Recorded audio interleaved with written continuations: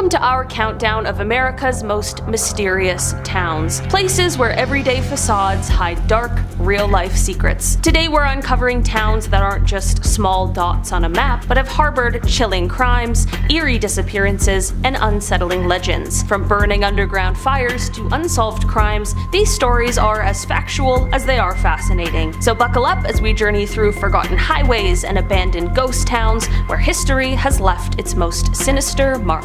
What would you do if a seemingly peaceful town harbored a crime that shocked the nation? Holcomb, Kansas may look like any small Midwestern town, but in 1959 it became the stage for one of America's most infamous crimes. The Clutter family, beloved by their community, had their lives brutally taken in a case that would later inspire Truman Capote's celebrated book, In Cold Blood. The meticulous planning and inexplicable violence and the ensuing investigation turned this quiet town into a symbol of how random evil can shatter lives. Despite the passage of decades, whispers of what really drove the killers and whether justice was ever fully served continue to haunt locals. Holcomb's dark chapter serves as a reminder that even in the heartland, sinister secrets can lurk behind friendly smiles and familiar faces. Could a shadowy figure have once roamed the streets, striking terror into the night? Texarkana straddles the border between Texas and Arkansas, a quaint town with an unsettling past. In 1946, the Texarkana moonlight crimes sent shockwaves through this dual-state community. A series of unsolved nighttime attacks left residents living in constant fear as an unknown assailant, dubbed the Phantom Slayer, stalked isolated roads and darkened alleys. The mystery deepened with each unsolved case, fueling local legends and a palpable sense of dread. Despite numerous investigations, the killer was never caught, leaving behind a trail of questions that still intrigue true crime enthusiasts today. Texarkana's legacy is not just about a crime spree, it's about a town that, for a brief time, became the epicenter of terror, where every creak in the night hinted at an unseen danger. What if the very earth beneath you hides secrets of a tragedy so immense that even decades later its full story remains shrouded in mystery? On December 6, 1907, Monongah, West Virginia was rocked by what remains the deadliest coal mining disaster in American history. In a mine owned by Fairmont Coal Company, a sudden explosion, likely triggered by a buildup of methane gas compounded by highly combustible coal dust, swept through the labyrinthine tunnels, claiming the lives of an estimated 362 miners. Survivors later recalled frantic moments in the dark, cramped passages where cries for help were muffled by the chaos of collapsing supports and roaring flames. Multiple investigations pointed to a catastrophic failure in safety protocols. Miners had repeatedly warned about inadequate ventilation and dangerous gas accumulations, yet these pleas were ignored in the relentless pursuit of profit. In the aftermath, whispers of negligence and potential sabotage began to circulate. Some local reports even suggested that powerful industrial interests worked behind the scenes to suppress the full truth, blaming the disaster solely on unforeseeable natural conditions while evading accountability for their gross oversight. Official inquiries were mired in controversy. While some inspectors documented the blatant disregard for safety standards, their findings were largely overshadowed by the coal company's influence over local authorities. Families of the lost pressed for justice, but their calls were stifled by a system more interested in preserving economic interests than uncovering the full scope of the tragedy. Today, the ghostly remains of the old mine entrances stand as a somber memorial. They remind us that beneath the rugged terrain of Monongah lies a story of industrial greed, human error, and a community forever scarred by a disaster that, despite rigorous investigation, still harbors unanswered questions. Have you ever visited a place where sinister cult activity once ruled the day? Located in the rugged hills of Southern California, Spahn Ranch was far more than a decaying movie set for westerns. In the late 1960s, this seemingly innocuous ranch became the infamous base for Charles Manson and his his family of followers. Under the guise of a communal retreat, Manson's cult rehearsed their twisted philosophies and plotted crimes that would shock the nation. The ranch's dilapidated barns and dusty trails hide disturbing echoes of that era, a time when manipulation and violence masqueraded as free love. Today, Spawn Ranch is mostly forgotten by the public, but those who know its past can't help but feel a chill. The Utah Data Center in Bluffdale is one of the most secretive government facilities you've probably never heard of. That's why it's secret. It's massive, covering about 1 million square feet. It's basically designed to collect, store, and analyze enormous amounts of digital data. Emails, texts, phone calls. This is the NSA's way of monitoring potential threats anywhere in the world. Security here is insanely tight. The building is surrounded by fences, cameras, and armed guards, and the airspace above is heavily restricted. In order for it to run smoothly, the walls are thick and the server rooms are climate controlled down to the tiniest detail. You'll never have a problem with internet crashing at this place. Almost nothing about what goes on site has ever been officially revealed though. Journalists and researchers who've tried to report on it usually end up with very little actual confirmed information. What we do know is that it is involved in mass surveillance. Raven Rock is this enormous underground bunker carved into a mountain in Pennsylvania. They built it back in the early 50s. It's a backup Pentagon. If something catastrophic happened to the capital, the military could keep running from inside this mountain. Raven Rock has its own power plants, water reservoirs, everything you'd need to survive completely cut off from the outside world. Supposedly, it could hold around 3,000 people during an emergency. There is a dental area, a medical area, a dining hall, dorms. It sounds pretty utilitarian, but I bet they have entertainment areas in there too. I mean, they have to. And this place is actually used. It's not just sitting there in case of emergency, but pretty much everything that goes on inside is classified. Cheyenne Mountain in Colorado has a facility many of us have heard about, but almost nobody's ever seen. Buried under about 2,000 feet of solid granite, it used to be the main nerve center for NORAD's aerospace warning and defense operations. Inside the mountain, they built 15 of these 3-story buildings. And all of these buildings are mounted on over 1,000 giant springs. The springs absorb shock from earthquakes, explosions, nuclear blasts. They actually designed this place to survive a 30 megaton nuclear explosion happening just over a mile away. There are these massive blast doors that can seal off different sections, and it's also able to handle high altitude electromagnetic pulses, meaning if there was some kind of nuclear attack that shut down electronics everywhere, this place would still be running. It's probably one of the safest places on the planet. It's been downgraded from its original Cold War mission, but it still operates as a backup command center.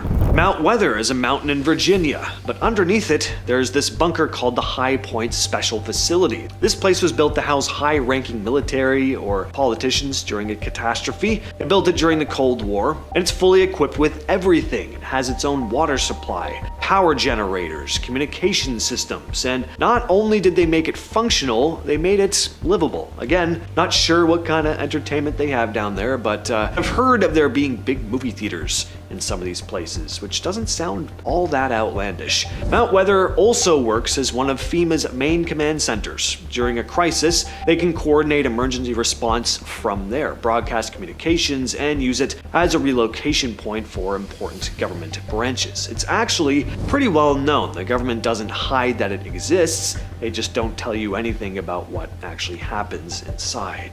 Dugway Proving Ground is this huge remote army testing facility in Utah's Great Salt Lake Desert. Since 1942, they've been running experiments on chemical and biological weapons. These days, it is less about offensive use and more about figuring out how to detect these things and survive them. Supposedly, that is. They've got these huge target areas marked with perfect circles. That's where they release test chemicals and track how they spread under different weather conditions. Things have gone wrong here before. In 1968, a nerve agent called VX accidentally got outside the base, killed a bunch of sheep. That's the kind of stuff they're working with. Obviously, you can't just visit Dugway, but back in 2014, they let a photographer named David Maisel in, but only after months of vetting, and he had to be escorted the entire time. Dugway Proving Ground became an obsession for him long before he ever set foot inside. Back in 2003, he was flying over the Great Salt Lake for another project when he noticed this strange grid of tiny buildings lined up in perfect rows. It turned out to be an army depot where the US had been storing around 30 million pounds of aging chemical weapons. Everything from mustard gas to sarin, all the worst stuff you can think of. He tried to get permission in 2004 to visit, but the Pentagon denied him, obviously. But almost a decade later, in 2014, they finally gave him the green light. He started on the ground, photographing the structures built to test how chemical agents spread. Later, he moved to the air, snapping images of those massive circles and grids carved into the desert floor that I talked about earlier. What if the face you trust hides a monster in plain sight? Wichita, Kansas, a city known for its friendly Midwestern charm, became infamous as the hunting ground for one of America's most notorious serial killers, BTK. Between 1974 and 1991, Dennis Rader terrorized this unsuspecting community by binding, harming, and taking the lives of his victims, all while maintaining a facade of normalcy as a family man and community leader. His ability to hide in plain sight, working by day and unleashing unspeakable horror by night, turned Wichita's calm streets into a backdrop for terror. The painstaking investigation and eventual capture only scratched the surface of the underlying darkness that had been lurking. Rader's crimes not only scarred a community, but also reshaped the way law enforcement looks at ordinary individuals with extraordinary secrets. What dark truths lie behind the genteel charm of a southern town? Deep in the heart of Mississippi, the town of Forest became a silent witness of the brutal realities of racial terror during the Jim Crow era. Behind its picturesque scenery, a series of unspeakable acts, lynchings, violent assaults, and other racially motivated crimes tore through the black community. Although official records often offer scant details, oral histories and local accounts paint a chilling picture of a time when terror was a tool of control and the cries for justice were buried under layers of systemic prejudice. The legacy of these crimes in Forest is not just a part of history, it is a lingering reminder of the deep scars left by intolerance and the courageous struggle for dignity and equality. How do you unravel a mystery when the killer leaves no trace behind? In the late 1970s, the small town of Van Buren, Arkansas, was rocked by a chilling crime committed against a respected local entrepreneur. A beloved community figure, his untimely death in a quiet residential neighborhood sent shockwaves through the town. Despite a thorough investigation and fervent local outcry, the case went cold, leaving behind a legacy of whispered suspicions and lingering distrust.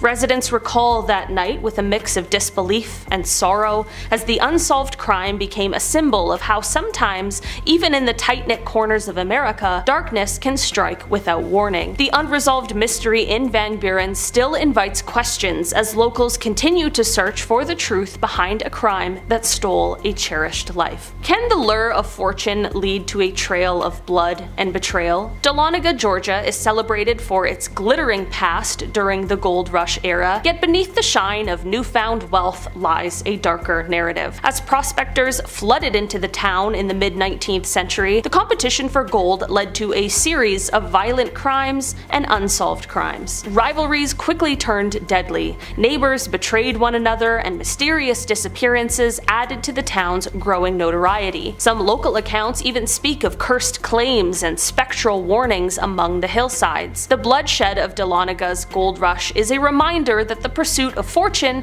often came with a deadly price. Even today, the historic streets of Dahlonega echo with the tragic legacy of greed, ambition, and the human cost of a glittering dream gone horribly wrong. What happens when the fight for workers' rights is met with brutal injustice? Bisbee, Arizona may now be celebrated for its quirky art scene and vintage charm, but in 1917, this once thriving mining town witnessed one of the darkest labor abuses in American history. During a period of fierce union activism, over 1,000 miners and supporters were forcibly removed from Bisbee in an event known as Bisbee deportation. Under the guise of maintaining order, local authorities and powerful mine owners rounded up striking workers and their families, stripping them of their rights and dignity. Many were detained under inhumane conditions, and the true extent of the human cost remains shrouded in mystery. This violent suppression not only scarred the community, community, but also sent shockwaves throughout the nation, exposing the dangerous intersection of industrial might and state power. Today, while Bisbee embraces its colorful present,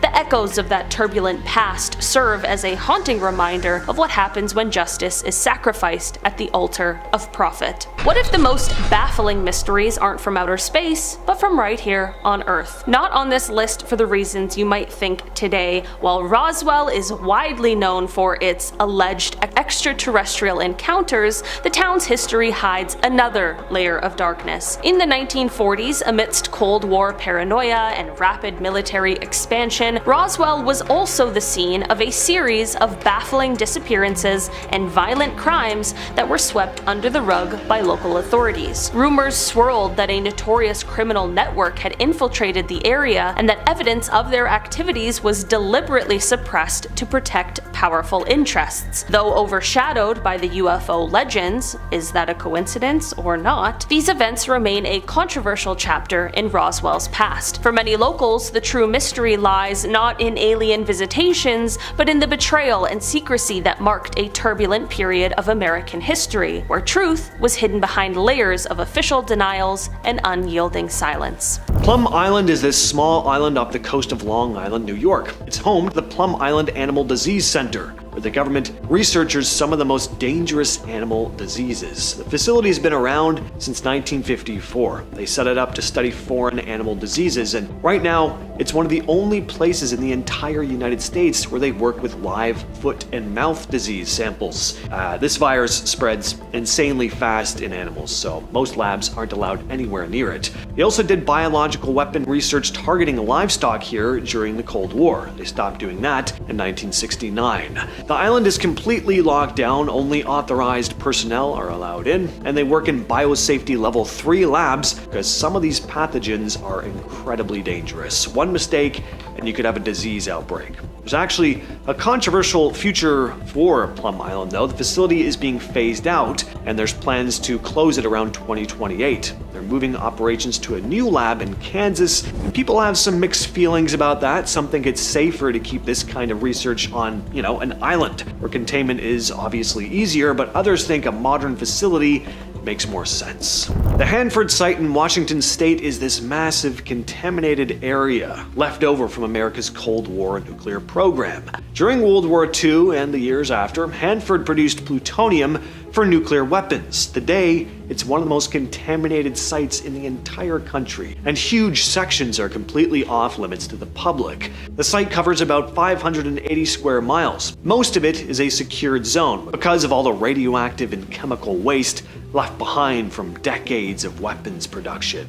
The groundwater under large parts of this site is still way above safe pollution limits, and that's after decades of cleanup. A lot of the danger comes from these massive underground tanks filled with radioactive sludge. They were only ever meant to be temporary, but now everyone's trying to figure out how to safely deal with what's inside them. It's going to take decades to fully clean up.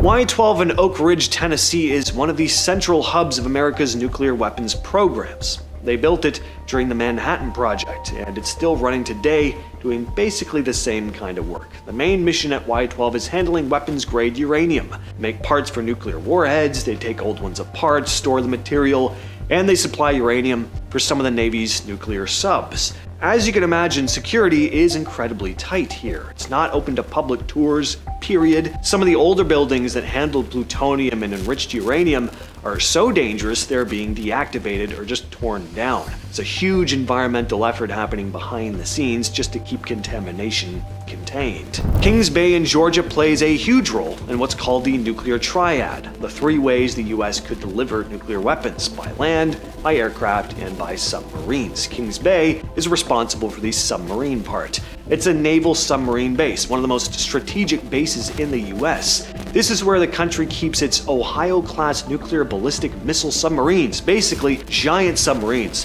built to carry long-range nuclear missiles called Trident missiles. These subs are a major part of how the US deters nuclear attacks because they can hide deep in the ocean and still launch a strike if needed. Kings Bay also has a huge repair and maintenance center called the Trident Refit Facility, where crews work on the subs so they can stay out at sea for long stretches of time. There's also the Strategic Weapons Facility, which is where they store and handle the nuclear warheads. Extremely dangerous work, and the base has training areas for submarine crews. The land around the base is fenced off, the waterfront is restricted, and there's constant monitoring. So, Fort Knox. Basically, this massive vault sitting inside an army base in Kentucky, it holds an enormous amount of gold. To say this place is insanely locked down would be an understatement. The vault door is 21 inches thick, 21 inches. Not only does it weigh over 20 tons, it's also made from this special steel that drills and torches can't even get through. So you're not breaking the door, but what about the combination? Well, that is on a 100-hour time clock. That means even if you had the combination, you couldn't just open it whenever you wanted. The timer has to run out first. You've also got fences all around it, night vision cameras everywhere, microphones picking up the smallest of sounds, and the US Mint Police constantly patrolling. Nobody even knows the full combination to open the door. Each staff member only knows their piece of it, so you'd need multiple people just to get it open. Almost nothing ever leaves this vault. They take tiny test samples during audits every now and then, but actual gold moving in or out, that barely happens. A telephone building in downtown Milwaukee is guarded like a military bunker, and no one understands why a phone company needs this level of security. This building has no windows, no public entrances, and no company signage. It is a part of AT&T's old Long Lines network, a series of hardened communication centers built during the Cold War. While most Long Lines sites have been decommissioned, the Milwaukee building is the exception. It is protected 24 hours a day by armed security, reinforced steel doors, and surveillance cameras that point at every angle of the sidewalk. Eyewitnesses report guards approaching anyone who lingers near the building for too long, and leaked NSA documents revealed that AT&T facilities were used as interception points for classified monitoring programs. Surfers at Point Mugu keep seeing armed guards appear out of nowhere on the cliffs. That is when people realized there were tunnels under the beach. Point Mugu Naval Base sits along the California coastline. Everyone knows about the visible runways and aircraft hangars, but what the public did not know until recently is that a network of restricted tunnels runs beneath the cliffs. These tunnels were originally built during the Cold War, but instead of sealing them, the Navy reinforced them and expanded them. Today, they are guarded constantly. Even beachgoers who accidentally wander too close to the cliffside entrances are approached by armed patrols. Some of the tunnel entrances are disguised with rock-colored coverings, others are hidden behind locked metal hatches set into the base of the cliffs, and satellite images show ventilation shafts that were added in the last decade, suggesting that the tunnels are still in active use. Under one of the most famous hotels in the world is a classified bunker guarded non-stop, and guests staying above it have no idea it exists. The Waldorf Astoria was more than a luxury hotel. It served as a diplomatic site for US presidents, foreign leaders, and high-ranking officials. To protect these individuals, the government built a hardened underground room known as PEOC East. It was designed as a secure communication bunker, and what makes the Waldorf bunker mysterious is not that it exists, but how it is guarded. Access tunnels leading to it are monitored 24 hours a day by federal agents. Surveillance systems track movement throughout the basement, and specific service elevators are programmed to lock automatically if someone without clearance enters them. The government has never released a description of the bunker's interior. It is unknown whether the bunker is still used or if it has been updated. Even after the hotel changed ownership, federal control of the bunker remained. There is a patch of desert where drones vanish from radar, and the military guards it without telling anyone what is being tested there.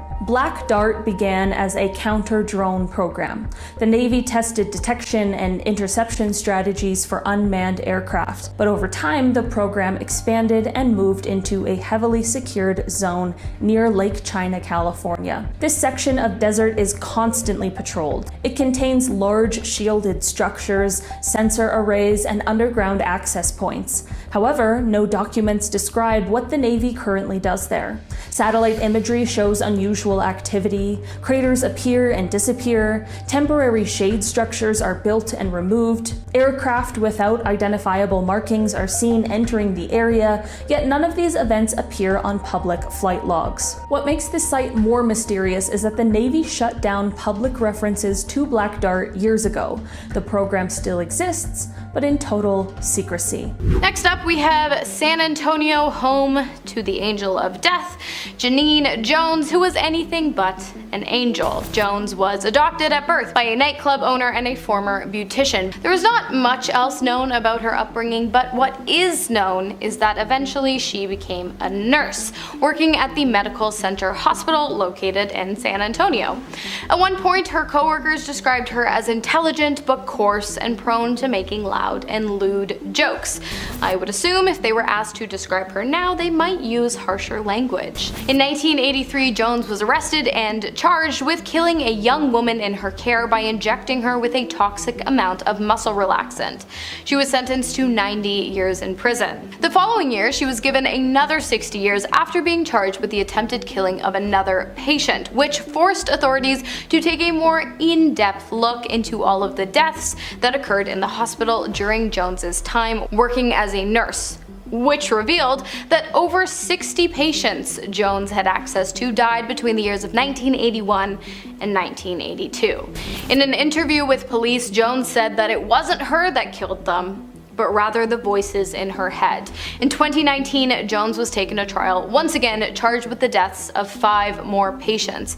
It is likely that with new evidence coming to light each and every day, Jones will be spending the rest of her life being pinballed back and forth between both the courthouse and her prison cell. And finally, to finish us off today, we have Beaumont, Texas, where in 2010 a man named Greg Flanagan took his final breath. On September 15th of that year, Flanagan was found dead on the floor of his hotel room. At first, it appeared as though he had died of natural causes, but upon closer inspection, it was revealed that was not the case. Coroners found broken ribs, massive damage to internal organs, a small cut on his frontal private area, and a blunt force injury consistent with injuries that generally occur in the event of a high-speed car crash. But his body showed no signs of bruising.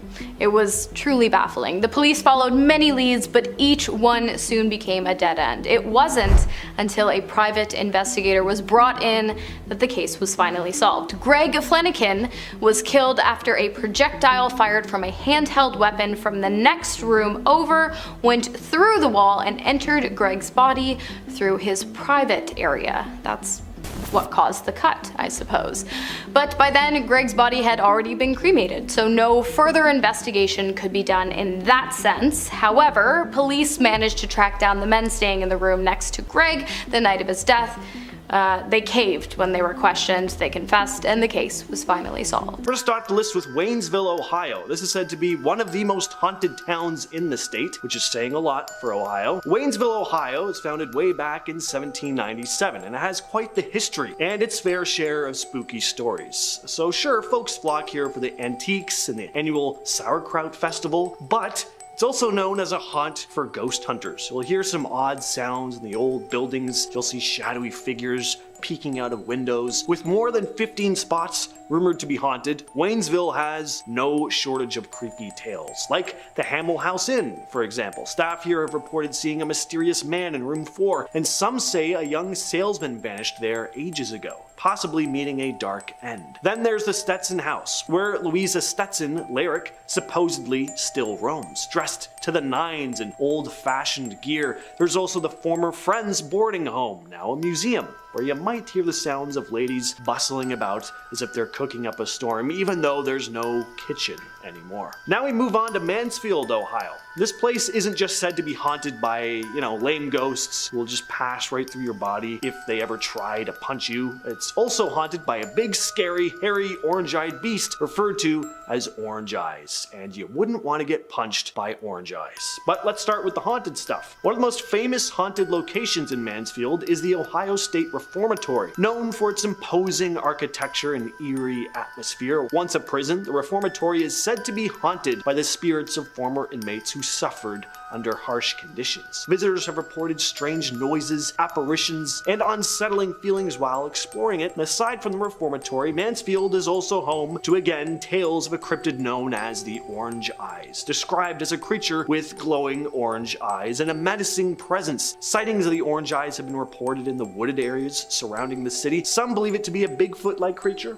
Others think it could be paranormal in some way. Some even believe it to be extraterrestrial in origin. Next up, we have Boston Mills, aka Helltown. This is kind of like the Chernobyl of Ohio. So Helltown, Ohio, within the boundaries of Boston Township, is full, and I do mean full, of eerie legends and ghost stories. It was once a thriving community known as Boston Mills, but this area faced an abrupt evacuation in the early 70s at the hands of the US government, purportedly to establish the Cuyahoga Valley National Park. Now the empty homes, the abandoned buildings and desolate streets that are left behind have this eerie vibe about them. You see, some locals insist that the evacuation wasn't solely because of the government's land claim. There are stories about much darker reasons. Apparently there was toxic contamination, with contaminants seeping into the soil. There are also stories about mutated animals and even people lingering around in the old abandoned homes. Not only that, but after the evacuation happened, there are said to have been satanic rituals carried out in the abandoned town.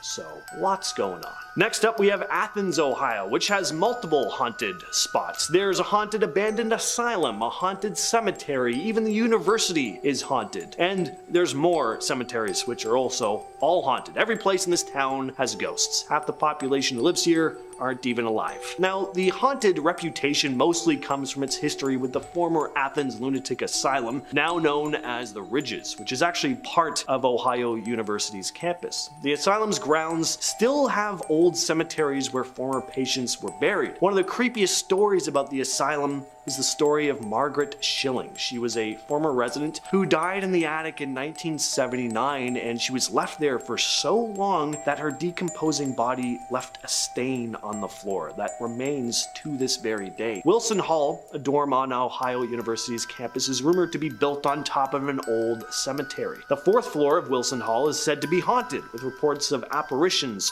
strange noises, and slamming doors. There's also a rumor about a student who took their own life in one of the rooms there. In addition to the Ridges and Wilson Hall, several cemeteries in the Athens area are rumored to be haunted, including Sims, Haynes, Hanning, Cuckler, Higgins, Zion, Hunter, Slaughter, quite the name for a cemetery, Cutler, Mansfield, and Peach Ridge Cemetery. Some say these cemeteries are actually arranged in the shape of a pentagram, with Wilson Hall right at the center. Next, we have Kirtland, Ohio, which doesn't have much of a reputation of being haunted itself. What it does have, though, is a reputation for mutated creatures that are said to stalk the forests. Creatures known as melonheads. Deep within its dense forests are tales of the mysterious and eerie creatures known as the melonheads. According to local lore, the melonheads are said to be humanoid beings with these abnormally large, bulbous, hairless heads, resembling melons. I picture them kind of looking a bit like Hey Arnold, which would be a lot less cute in real life. These elusive creatures are rumored to lurk in the shadows of the forests, emerging only under cover of darkness to stalk unsuspecting travelers. Now, there are a few different versions of the melonhead's tale, but the most well-known story or explanation for these creatures was that a mad doctor was conducting unethical experiments on a bunch of orphans. Experiments which caused their bulbous craniums to take shape. At one point, the orphans got fed up with being experimented on, and they hated their melon bulbous dumb heads, and they banded together, killing the mad scientist before setting his home on fire and running off into the woods. Sightings and encounters of melonheads, though, continue to be reported to this day. Cleveland is also said to have some creepy paranormal stuff going on, mostly from the supposedly haunted Franklin Castle, which is said to be Ohio's most haunted house. The Franklin Castle is a towering structure with a dark and mysterious past. Built in the late 19th century, Franklin Castle has long been rumored to be haunted by restless spirits. Stories of tragedy, death, and mystery surround it. Legend has it that the castle's original owner, Haynes Tideman, suffered multiple personal losses within its walls, leading to rumors of curses and supernatural stuff going on. Pretty soon after his family moved in, Tideman's mother died. His sister then died of diabetes, and over the next 3 years, more and more of his siblings died prematurely. Only 2 of the 6 actually made it to adulthood, so it's really no wonder why the place is said to have some darkness lingering in it. Over the years, visitors and residents have reported strange sounds, apparitions,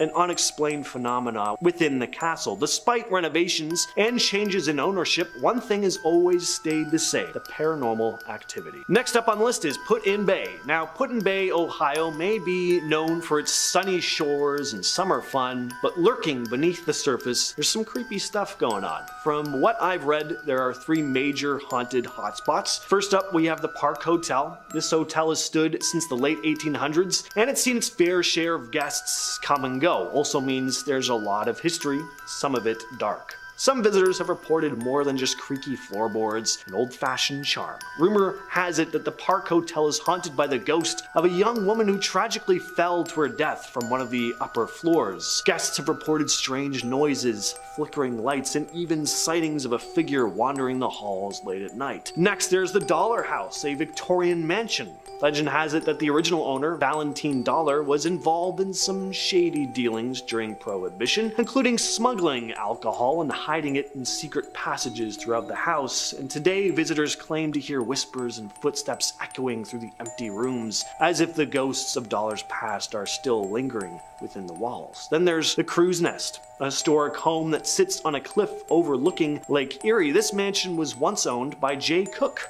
a banker and financier, but there's a tragic tale of one of Cook's daughters that's left its mark on the property. The story goes that the young girl fell to her death from one of the windows, and her ghost is said to still haunt the grounds, appearing as a fleeting figure in white. Moving on to Marietta, Ohio next, a charming town that also has its fair share of ghost stories, and most of the scary stuff happens at Hotel Lafayette. This hotel was built in the late 1800s. Over the years, guests and staff have reported strange occurrences and unexplained phenomena while staying there, leading many to believe that the hotel is haunted by spirits. One of the most famous ghostly residents of the Hotel Lafayette is said to be a woman named Sarah, who reportedly took her own life in one of the rooms, and guests have reported hearing disembodied cries, footsteps, and even seeing apparitions wandering the halls late at night. Others have claimed to feel an eerie presence or sudden drops in temperature, but Sarah isn't the only ghost rumored to haunt the Hotel Lafayette. Some guests have reported encountering the spirit of a young girl who plays tricks on unsuspecting visitors by moving objects or flickering lights. A real brat of a ghost. But at least she's still having fun in the afterlife, so props to her. Next up, we have another kind of Chernobyl-like Ohio small town, Cheshire. Only a handful of people still call this place home. At one time, this was a bustling town, but barely anyone lives there at this point, and that's because of the environmental hazards caused by a nearby power plant. The plant emitted a thick, sooty residue and chemical fogs that would blanket the town sporadically. Obviously, not at all safe for residents to live in that kind of condition, so many abandoned their homes and started new lives in other places. Eventually, the power company responsible for the pollution was compelled to just buy out the entire town. But finally, we have the abandoned town of Moonville. Love that name, Moonville. This is a ghost town with only a few traces left behind: a cemetery, some foundations, and a desolate railroad tunnel. But what sets Moonville apart are the chilling tales that surround its abandoned tunnel. Stories that have been passed down for decades. One of the most famous specters haunting Moonville is that of Theodore Lawhead, the unfortunate engineer whose spirit is said to roam the tracks. Back in the 1880s, Lawhead met a tragic end when his train collided head-on with another. Now visitors report sightings of a ghostly figure with a lantern in his hand pacing along the track and disappearing into the tunnel. Then there's the story of the Brakeman, a ghost believed to be that of a young man who met his demise after a night of heavy drinking. Legend has it that he fell asleep on the tracks, never to awaken again because he was too sauced to wake up before a train ran him over. Then there's the Lavender Lady. Some say they've seen a frail elderly woman walking near the tunnel only for her to vanish into thin air, leaving behind the lingering sense of lavender. Some say she's the spirit of Mary Shea, or Shay, who met her end on those very tracks. There's also the spirit known as the Bully, believed to be the restless spirit of Baldy Keaton, a Moonville resident who liked a good old fist fight. The tale goes that after a scuffle at the saloon, Baldy was found dead on the tracks. As for how he died, no one knows for sure, but now his ghost is said to loom above the tunnel, glaring at unsuspecting visitors and even pelting them with stones. Loveland is home to one of the strangest creatures said to stalk the state, the Loveland Frog, but it's also home to a supposedly haunted castle. Loveland Castle was constructed by Harry Andrews. A very interesting man this guy was. He had a lot of interest in knights and medieval lore. Andrews was born in 1890. He worked as a medic during World War I. He then contracted meningitis during the war and was believed to be dead. His body was actually moved to the morgue, like he was done. But when his body was taken back to the hospital to be dissected, the doctors were like, hey, you know what, why not? Let's just see if we can get his heart beating again with adrenaline. Miraculously, it worked. Andrews, who'd now spent a whole bunch of time in Europe and then almost died, was now even more into medieval history and returned home with this newfound determination to build his very own castle. Eventually, he constructed Loveland Castle along the banks of the Little Miami River. Andrews then moved into the castle, where he lived until he died in 1981. Today, the castle is the headquarters for the Knights of the Golden Trail, an organization Andrews started dedicated to upholding the principles of knighthood, but Harry Andrews' spirit is said to still roam the castle grounds. Objects will mysteriously disappear or move, and voices are heard echoing through the corridors. And as I said at the top, of course, Loveland's supernatural reputation doesn't end with this castle. One of the most famous legends is that of the Loveland Frog, or frogs. There have been multiple large frog-like creatures spotted near the Little Miami River over the years. Next up, we have Ashtabula, which is said to be haunted by the spirits of a tragic train disaster. So on December 29, 1876, the Pacific Express No. 5 crossed the Ashtabula Bridge, but because of particularly cold weather and structural weaknesses, the bridge collapsed, sending the train plummeting into the icy river below, and in the end, 98 people died. The scene must have been absolutely horrific, with rail cars crashing into each other and igniting in flame, and firefighters were unable to put out the flames, so people just cried out in pain and horror as they were consumed by fire, trapped in the wreckage. It was one of the worst rail accidents in US history, and the screams of those victims still haunt the area to this day. Some say you can occasionally hear them above the rush of the river. The Chestnut Grove Cemetery holds the remains of 19 of these victims, but their spirits are said to be very much active. Visitors to the cemetery have reported seeing ghostly apparitions. But along with the victims of the tragedy, there's also said to be the ghost of Charles Collins, one of the developers of the bridge. Witnesses claim to have seen his guilty spirit weeping at the sight of the tragedy or crying over people's graves.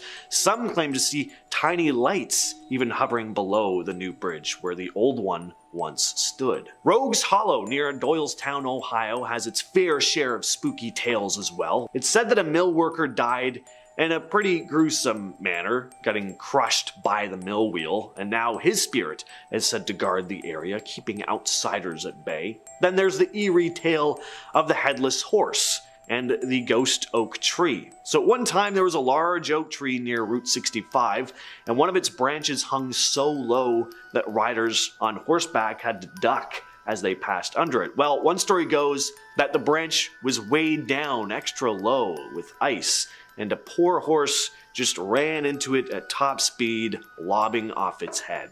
From that point on, riders passing the area late at night would occasionally come across a devilish figure riding a ghostly headless horse.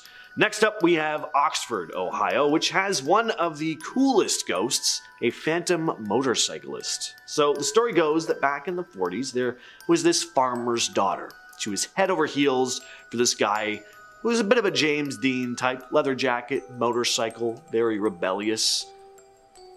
Also a lot like me, minus the motorcycle, the leather jacket, and the rebellious part. His name was James, that's the similarity.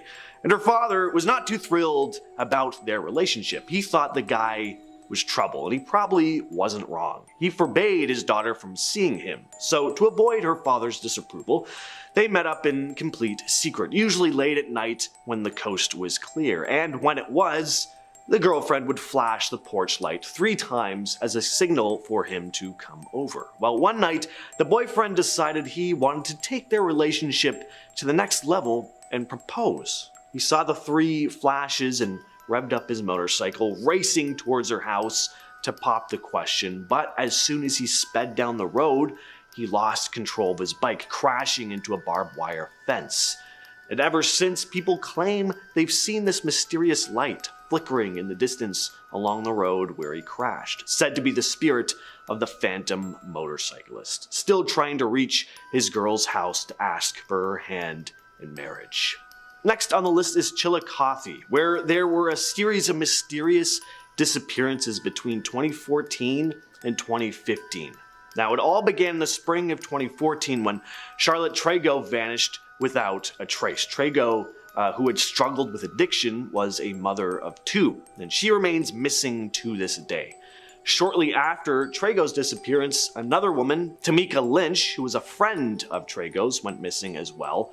Her body was discovered 3 weeks later by kayakers. It's pretty obvious there was foul play, but the official cause of her death was deemed inconclusive. Then there was the disappearance of Wanda Lemons in November of 2014. She's also never been found. On Christmas Day 2014, Shasta Hemmelrick went missing. Her body was later recovered from the Scioto River. Authorities claim she took her own life, but her family, as well as many others, think someone took it from her. Then there was the disappearance and discovery of Tiffany Sayers' body in May 2015. Her remains were found in a creek covered by a sheet. And the final victim, Timberly Claytora's body, was found near an abandoned building. She died at the hands of a firearm. And the case just would have been handled completely differently if these women hadn't been battling addiction. That was the one thing connecting all these. They were all involved in that world. And there's just this kind of lax attitude when it comes to situations like this, unfortunately, where authorities are like, well, you know, they're part of that world. This is just what happens. So it really hasn't got the attention that it deserves. Now we move on to the town of Lancaster. Here, there used to be a home with an incredibly dark past, the Mudhouse Mansion. So the mansion's origins go back to the mid-19th century when it was built as a grand estate for a wealthy family. But as time went on, the home fell into disrepair and eventually it was abandoned and left to decay. And over the years, all these urban legends started to form around it. One of the most infamous stories is that the family had actually died in the mansion. Some versions of the tale claim that they were killed by an unknown assailant. Others go that they'd been driven to madness by some sinister force lurking within the mansion's walls. The Mudhouse Mansion was even said to be the birthplace of Bloody Mary herself. The mansion was demolished in 2015, but some folks will still claim to see ghostly figures of the mansion's former residents wandering the grounds, forever trapped in a limbo between the worlds of the living and the dead. Alright, one of the strangest unsolved mysteries in Ohio has to be the Circleville Letters case. Now I'm going to paraphrase here because there's a lot of detail. We could probably do an entire video about this case alone, but I'll go over it. It all started in 1976. Residents of Circleville started receiving these unsettling, threatening letters containing all these intimate details of their personal lives. The letters were postmarked from Columbus, Ohio, but there was no return address. One of the receivers of these letters was Mary Gillespie, a bus driver. She was accused in one of these letters of having an affair with the school superintendent, and the letters just kept coming in from this unknown sender.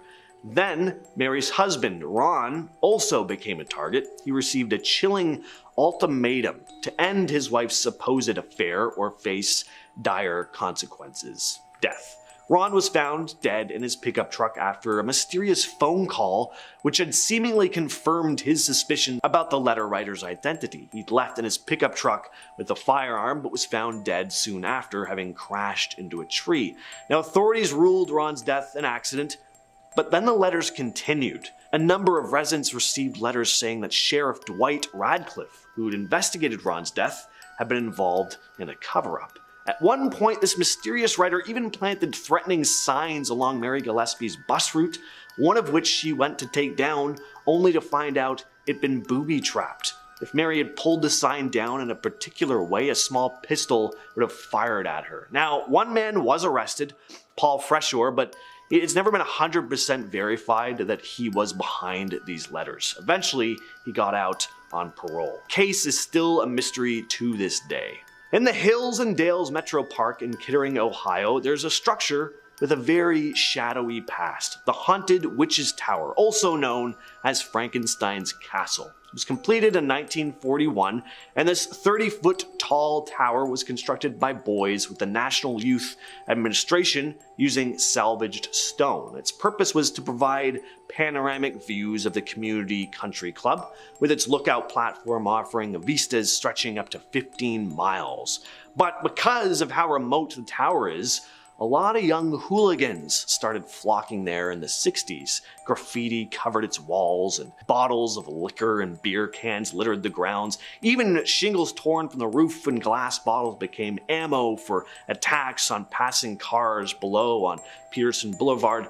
Then in 1967, during a thunderstorm, a young woman named Peggy Harmison sought shelter inside the tower with her boyfriend, Ronnie Stevens.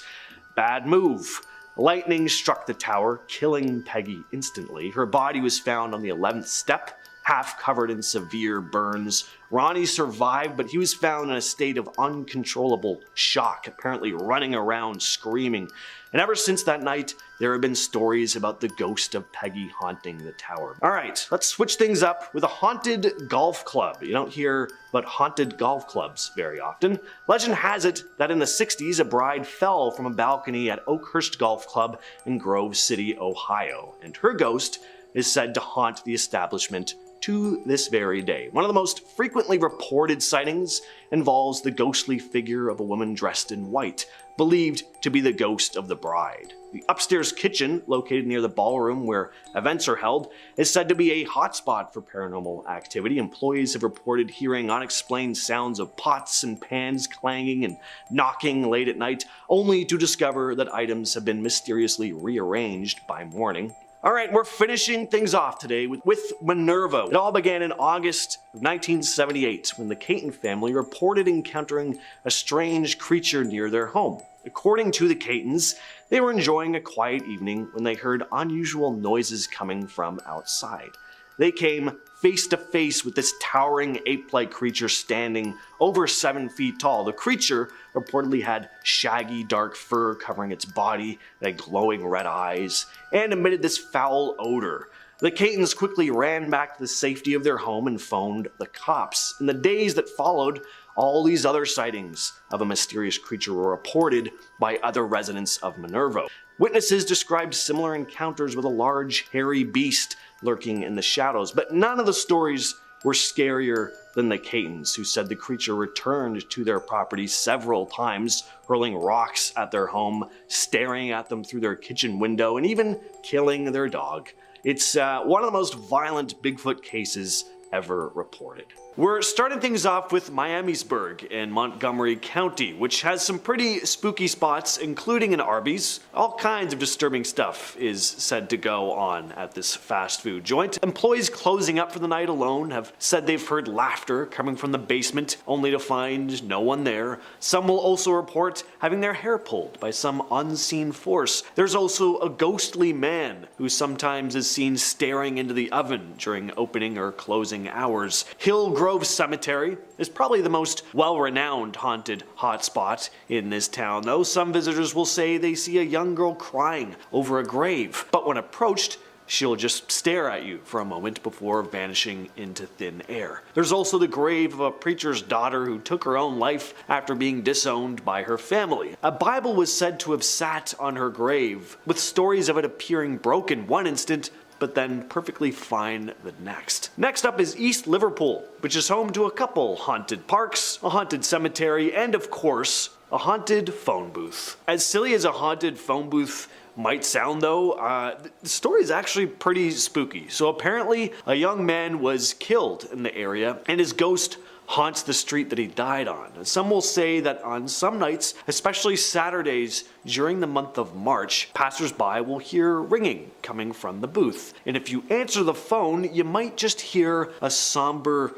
ghostly voice on the other end telling you to look across the street. And if you do, you just might see a headless young man waving before vanishing into the shadows. Now we move on to Sandusky, Ohio, which has a few notoriously haunted spots. One is the Sandusky County Historic Jail and Dungeon. This place, which was built in the 1840s, is no longer a jail or a dungeon, or I guess it technically is a dungeon and a jail, but it's just not operating as one. There are tours of the place though, and the staff and many people who visit claim to have experienced some pretty eerie stuff. Something that's said to happen every so often has to do with the courthouse security system. So sometimes at around 2 or 3 in the morning, the motion alarm just goes off, detecting someone or something outside the dungeon door. Whatever it is will then make its way up the steps to the first floor of the courthouse. Now I say whatever it is because when security cameras get checked, there's usually no one in the footage. But on rare nights, there is a shadowy figure with a brimmed hat seen spotted sitting on a bench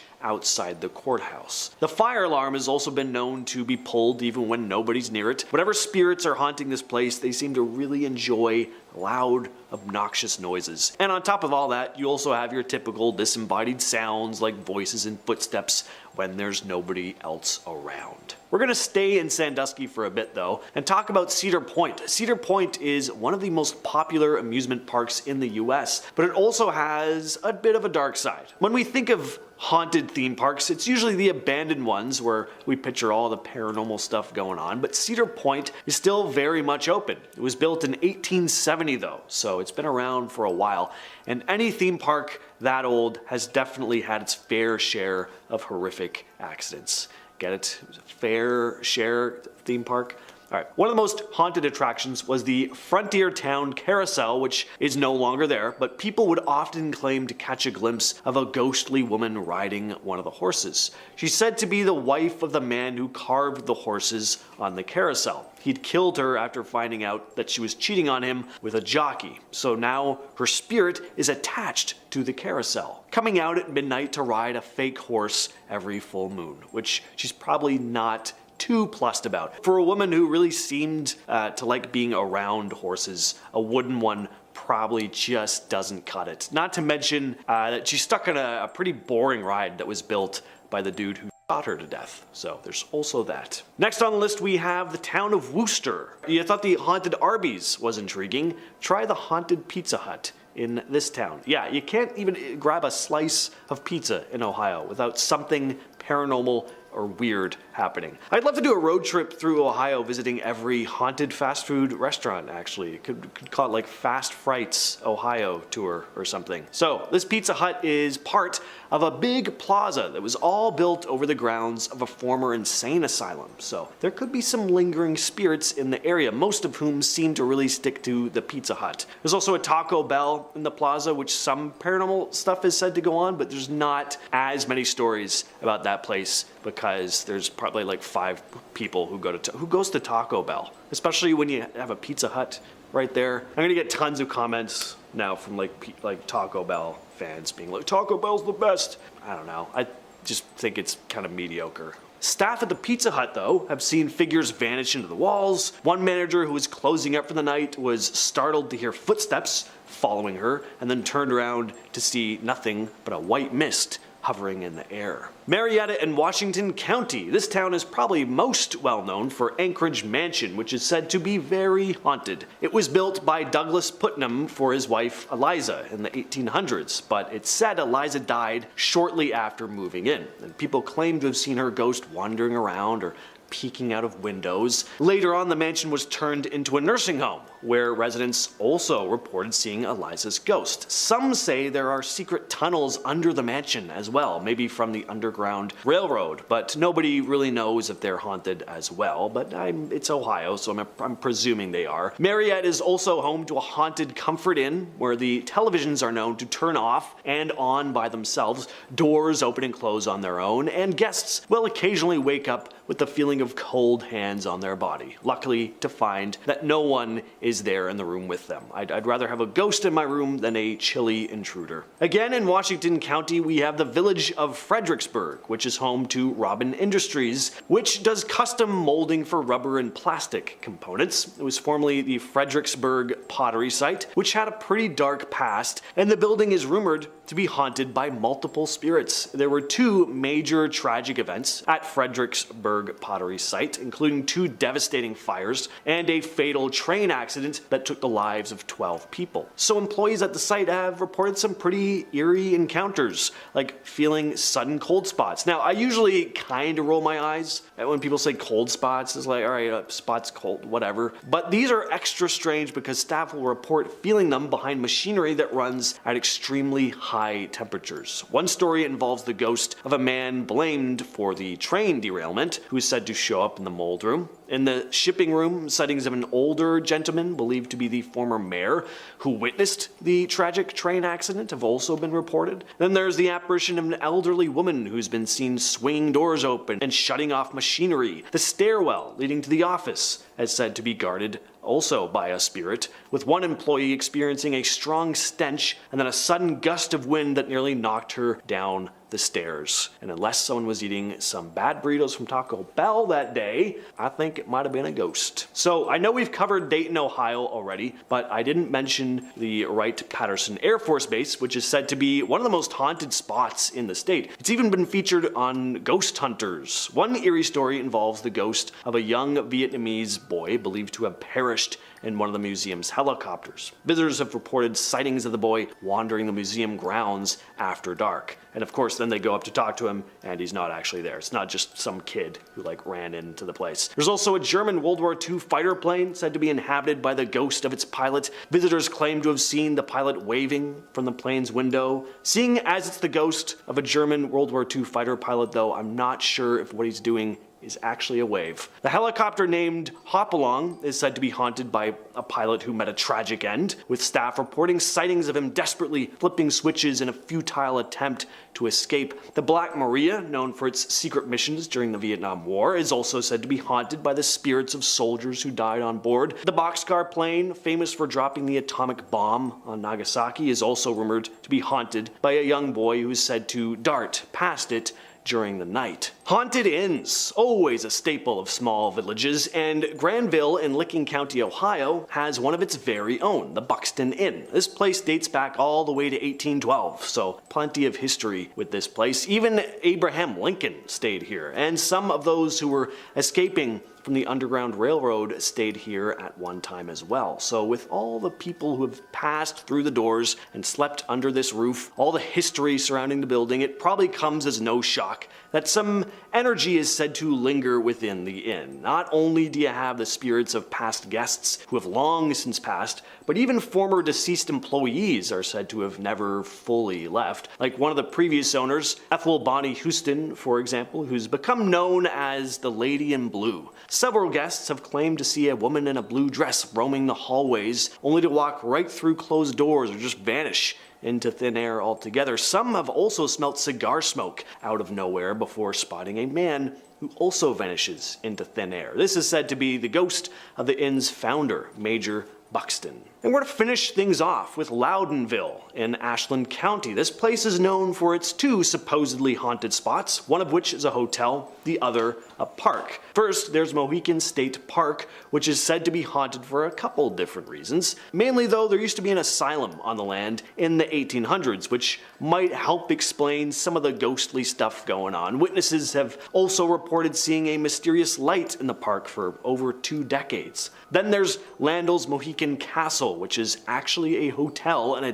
damn cool looking one too. Looks like something you'd see in Norway. It was built on the grounds of a former English/German church. The story goes that in the late 1800s, a dispute over language during worship services led to the church mysteriously burning down after the Germans decided to relocate their relatives' graves. Since the current owners acquired the property in 1991, a series of unexplained fires have just been plaguing the place, including the destruction of a book factory in 92 and an on-site restaurant in 2007. Some believe the land is just cursed, with guests reporting sightings of a girl in blue in the graveyard and hearing crying in the cemetery and pool building. People will also claim to see Civil War era soldiers in their rooms. Number 10.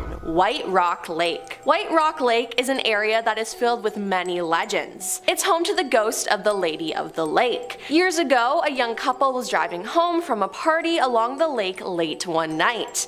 The two were tired and ready to go home when the wife suddenly screamed at her husband to stop the car. A young woman in a long white gown had appeared in the road before them. The couple asked the woman if she needed a ride and she accepted. They drove on, and all while the wife could hear the steady drip, drip, drip of water. But once they reached the address the woman had given them, they turned around to find her gone, leaving behind only a puddle. Confused, the couple got out at the address and knocked on the door. An elderly man answered. They told the man about the young woman they had just picked up, and he sighed and told them they were not the first couple to come knocking on his door late at night. The woman they had picked up was his daughter, who had drowned in White Rock Lake 10 years earlier. The Lady of the Lake has been spotted and even picked up many times since, and continues to haunt White Rock Lake in her white gown, looking for a way back home, and this is just sad.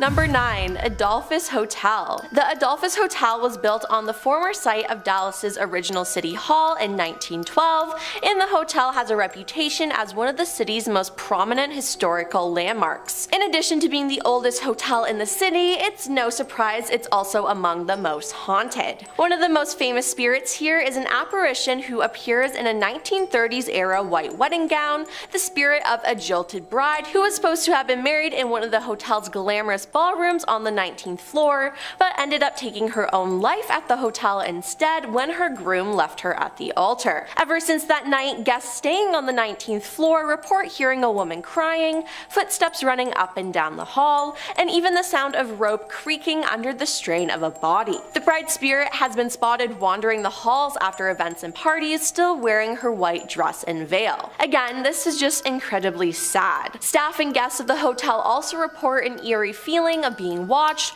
or of a presence in the room with them. Now, not all ghost residents have sad backstories, as many are believed to be former guests who checked in again during the afterlife because they had such a good time in the hotel back in their days among the living. Guess it's a cool place to be in life and death. Number 8. The Coombs Creek Trail. Located in Oak Cliff, this trail offers a serene, scenic path along Coombs Creek for nature lovers to enjoy, but everything is not as it seems, as this trail has an eerie history. Years ago, a young girl named Mary would ride her bike every day along the trail, but one day Mary never returned home. It's still unknown whether Mary drowned in the creek, was struck by a passing train, or was taken, but she seems to have disappeared without a trace. Hikers still report seeing the figure of a young girl riding her bike dangerously close to the edge of the water, but when they call out to warn her, she vanishes into thin air. Others have reported seeing a small ghostly face of a young girl peeking at them from behind a tree. When they try to move closer to investigate, the face disappears. Then the face reappears further along the trail, inviting the hiker to follow her deeper and deeper into the woods. And if a ghost child is trying to get me to go deeper in the woods, I'm just gonna turn around and leave. Number 7. The Majestic Theater. The Majestic Theater is located on Elm Street in downtown Dallas. Elm Street? No, I've seen that movie before. Now, in the 1910s, it housed live vaudevillian performances before transitioning to screening films in 1922. The Majestic remained in business until the 1970s, and then its doors were reopened for live performances in 1983 after it landed on the National Register of Historic Places. Some say the theater's original owner, Karl Hopitzel, still haunts the building, making sure things run according to his liking. One former employee claims he shared an office space with Karl during his time there. He reports that one of his responsibilities each night was to ensure that the door in his office leading to the theater was locked, but each morning when he showed up for work, the door was wide open, and a strange chill would permeate from the room. When he mentioned this to his manager, he laughed and explained that this was only Karl, who liked to use the door to get into the theater and check up on things. Weird smells, stage props inexplicably moving, and a light hanging above the balcony illuminating on its own have all been attributed to Karl. His spirit is rumored to linger there to this day, making sure his theater runs smoothly and maybe catching a show or two. Number 6. Snuffers Restaurant on Greenville Avenue. Snuffers is a popular local chain that serves classic American food, or at least that's what it says when I Google it. But the location on Greenville Avenue serves up a lot more than just burgers. Customers and staff of the Dallas restaurant claim that the place is seriously haunted. Before Snuffers, there was an easy parlor. It seems that a man was badly injured after hours when a fight broke out at an employee party. He then stumbled into the bathroom where he drew his final breaths. Years later, once Easy Parlor became Snuffers, the managers would sit at a table by the bathrooms each night to finish up closing paperwork. As they sat in the dark, near empty restaurant, they would listen as antagonized, stumbling footsteps made their way to the bathroom, then watch as the door creaked open by itself and never shut. In 2013, the original building was demolished and reconstructed, but reports of strange happenings didn't stop. Other employees have since reported feeling cold gusts of wind rush by them and doors slamming shut all on their own. Sounds like a dinner and a show to me. Number 5. Flagpole Hill. Just adjacent to White Rock Lake is a road leading to the infamous Flagpole Hill, the rumored location of a band of rock-hurdling poltergeists. Yep, you heard that right, they just throw rocks at you. Passerbys report driving through the area late at night only to be pelted by a rain of pebbles. When they got out of the car to chase down the culprits, there were none to be found. Local legend identifies the ghost as 3 restless spirits tangled in the dark history of the area. According to the story, a construction worker ended their own life in the house on Flagpole Hill before its completion, and a hired hitman was later convicted of taking out the couple who occupied it. Now, don't think just because you're not in a car, you're safe. Those walking on foot rather than driving past seem to be just as unlucky. Hikers and other residents of the area have reported an unseen assailant pelting them with rocks as they pass by. Sounds like this place really rocks. Get it? Because so funny. Number 3. Sons of Herman Hall. Herman Hall's website marks itself as the oldest freestanding wood structure in Dallas, as well as the oldest bar. And for over 100 years, the hall has held concerts, parties, and dances. So no wonder the dead come back there to party. Both staff members and guests of the hall have reported strange occurrences, especially in late hours of the night. Some guests have seen paintings fly off the wall as thrown by some unseen force. Others have heard footsteps in the hallways and seen doors suddenly slam shut. Guests also claim to hear children laughing, even when no children were present, which is just creepy. Longtime staff members of Herman Hall report sensing a lingering presence and seeing flashes of light and shadow. One particular staff member recounts a time he and some other employees saw a couple dressed in Victorian-era clothing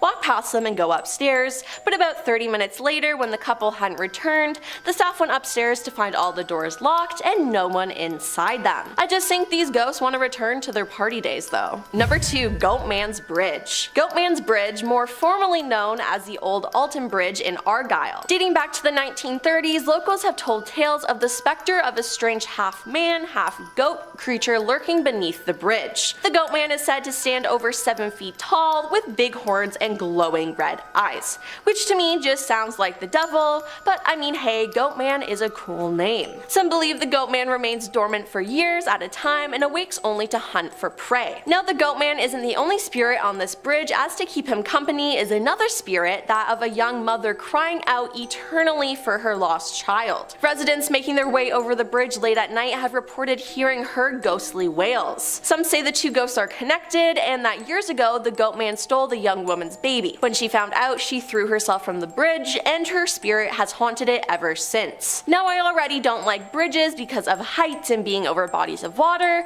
but being on a haunted bridge, no thank you. And coming in at number 1 is Miss Molly's Hotel. Located in the Dallas-Fort Worth area, Miss Molly's Hotel is a little deceiving. In the lawless pioneer days of the Old West, Miss Molly's operated as a bordello, making working girls and their customers among the most common apparitions to appear here. One such customer even has a room named after him, the Cowboy Room, where he has been frequently spotted by guests and staff of the hotel. His name is Jake the Cowboy, and when Paula Goins became manager of Miss Molly's, she had no clue that it was haunted. After months, she reported that strange things started happening, and she eventually saw Jake herself. She said, "I saw him in full body. He walked into a room and shut the door behind him, and I went up and knocked on the door and opened the door and no one was there. That is when I knew that something was up, because I'm sitting there thinking, I know I'm not crazy." Another ghost there is assumed to be a former madame by the name of Josie King. Some suspect that she oversaw the house during its bordello days. Josie is seen a lot, usually at 3 a.m. at the foot of the bed,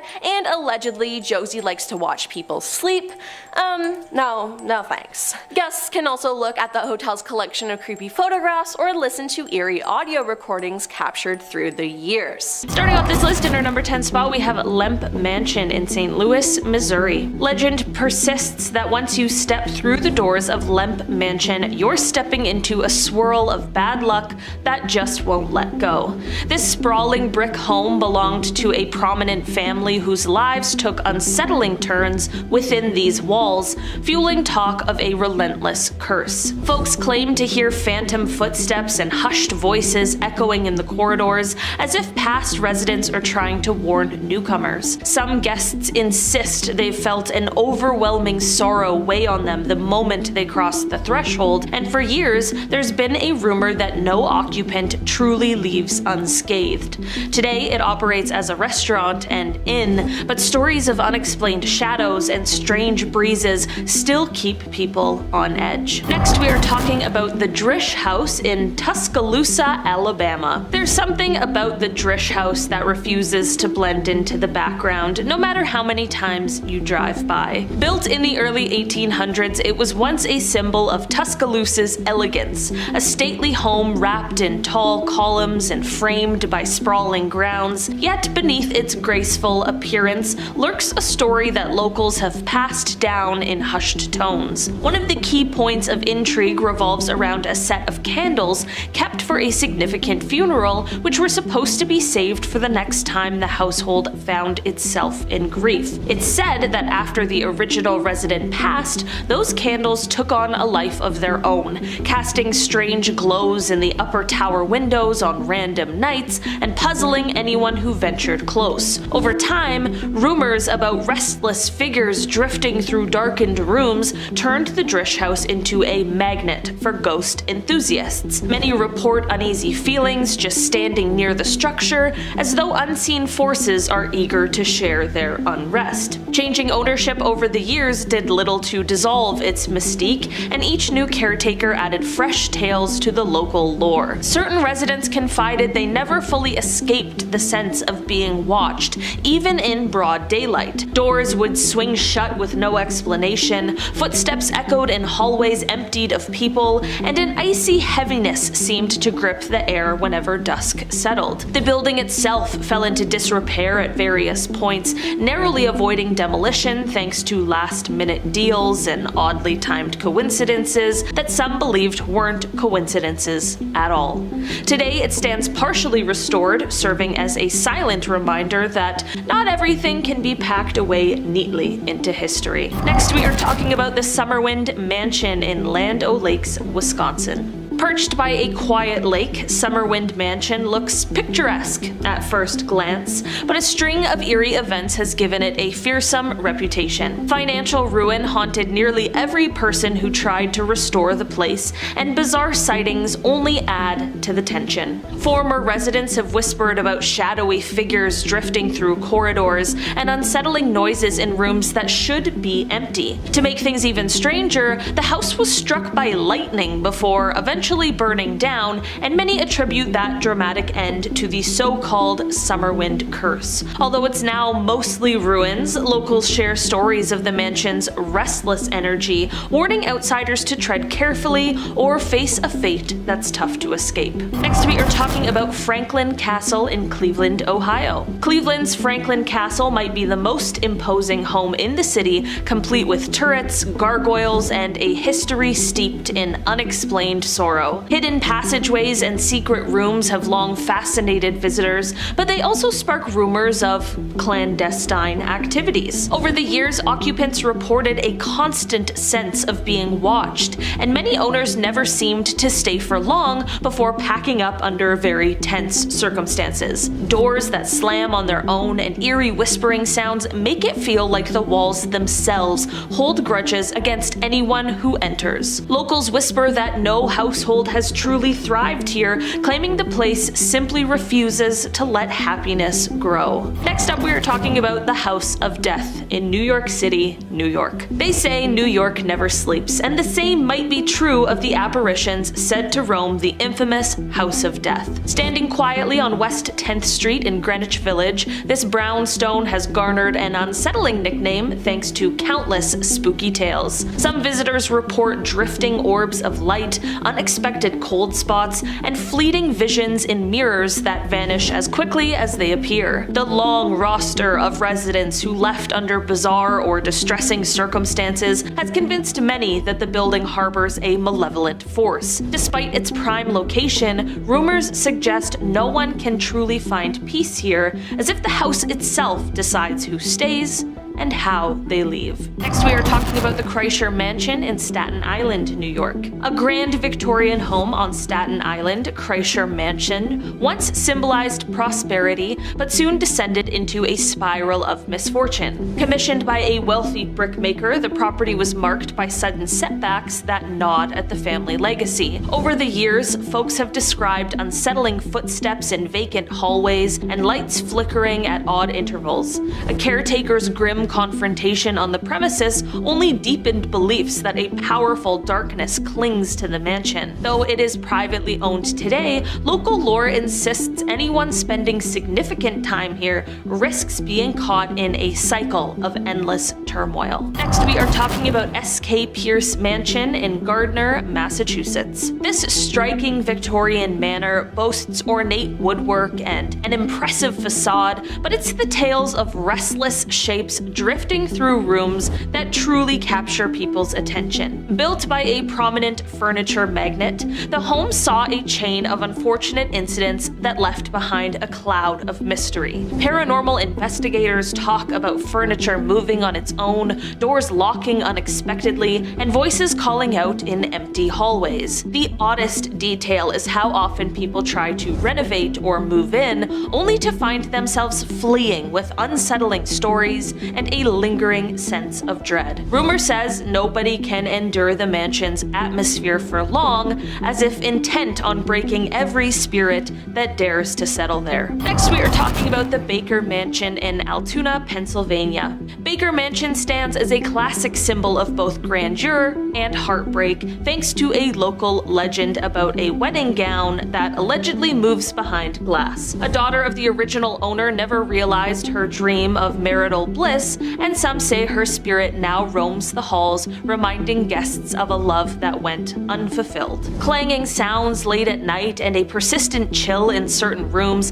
have prompted believers to call this place distinctly haunted. Tour guides joke, somewhat nervously, that the mansion's energies can turn on you if you ignore its history. Those who linger too long often claim they leave feeling weighed down by a sorrow they can't quite explain. Next, we are talking about the Farnsworth House Inn in Gettysburg, Pennsylvania. A historic lodging near one of America's most famous battle sites, Farnsworth House Inn has a vibe that feels suspended between past and present. Soldiers reportedly took shelter here during a major conflict, and countless stories describe the spirits of those who never found peace after the fighting ended. Guests have claimed to see figures in old-fashioned uniforms strolling the halls, accompanied by muffled sounds of marching boots. Nighttime can be especially tense, with doors creaking when no one's around, and echoes that defy logical explanation. Many stay a single night for the thrill, but local gossip holds that if the atmosphere latches onto you, moving on unscathed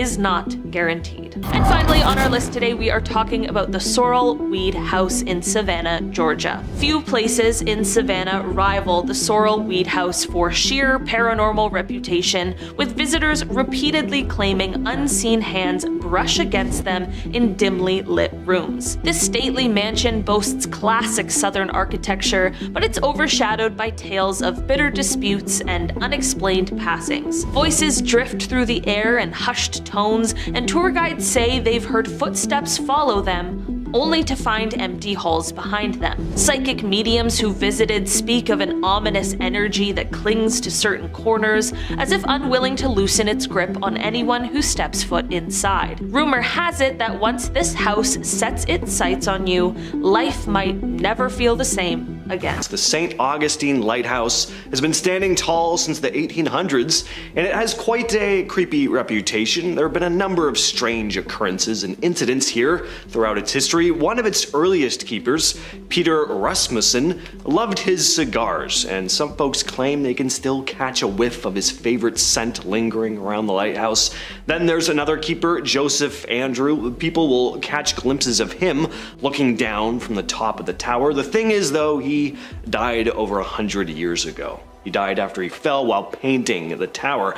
The most haunted tale, though, is that of the Pitti sisters, Mary and Eliza. They'd been playing in a cart used to carry materials back and forth to the lighthouse, but it broke loose, sending them tumbling into the water. Even after 150 years, there are reports of giggling and playful laughter echoing from the tower late at night, believed to be the spirits of the young girls. Some even claim to have spotted them floating around the bay. Step into the Florida Theater in Jacksonville, Florida, and you might feel the lingering echo of its past. A past that doesn't just sleep when the lights dim.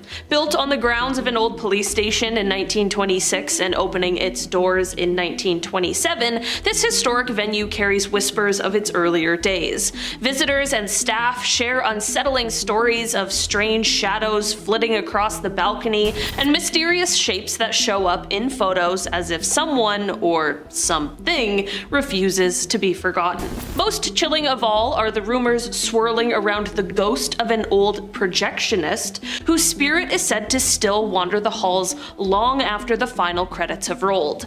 Despite the efforts of paranormal experts who came to debunk these ghostly claims, they instead left with more questions than answers, having encountered eerie phenomena that suggest something truly unworldly haunts the Florida Theater. It's a place where the past doesn't just haunt, it holds court, making the theater not just a spot for a show, but a doorway to the mysterious and the unknown. What I've learned doing these lists is that if you die in a movie theater, a park, a hospital, like your ghost, you're staying there for the rest of the time. You never hear about a haunted laundromat or something like that. I don't know. Key West Cemetery, 100,000 or so corpses are buried here, all packed into the 19-acre space. The cemetery was built back in 1847 after a hurricane wreaked havoc on the island, and this cemetery has seen it all, from the tragic victims of that natural disaster, soldiers of the Spanish-American War. There's a whole lot of history here. Now, aside from all the ghosts that are said to roam around here, and there are a lot, this is also the cemetery at the center of one of the most insane, creepy tales in American history. This is the cemetery where Carl Tanzler dug up Elena Milagro Hoyos. He was obsessed with her, and after digging up her body, he tried to preserve her. He kept her in his home and would even sleep next to her. Yeah, creepy. But who are some of the ghosts that are said to lurk here? First, there's the Bahamian woman. Folks say she appears both day and night, and unlike, ghosts that just vanish into thin air, this one is much more abrasive. She's pissed pretty much all of the time, but especially if she catches you disrespecting the graves. Sit on a tombstone, stomp across a plot, and she may show up. There's also the story of the young girl's voice. Visitors have told stories of wandering through the cemetery and when they suddenly hear a small voice calling out to them, and then they follow it. Only when they finally reach the source, they simply find the grave of a young girl. I read that there's also a gravestone in there that says, "I told you I was sick." Which, I love that. Be petty even in death. Whatever. On a remote island within the dry Tortugas, Fort Jefferson stands as quite the structure, as it was built from 16 million bricks.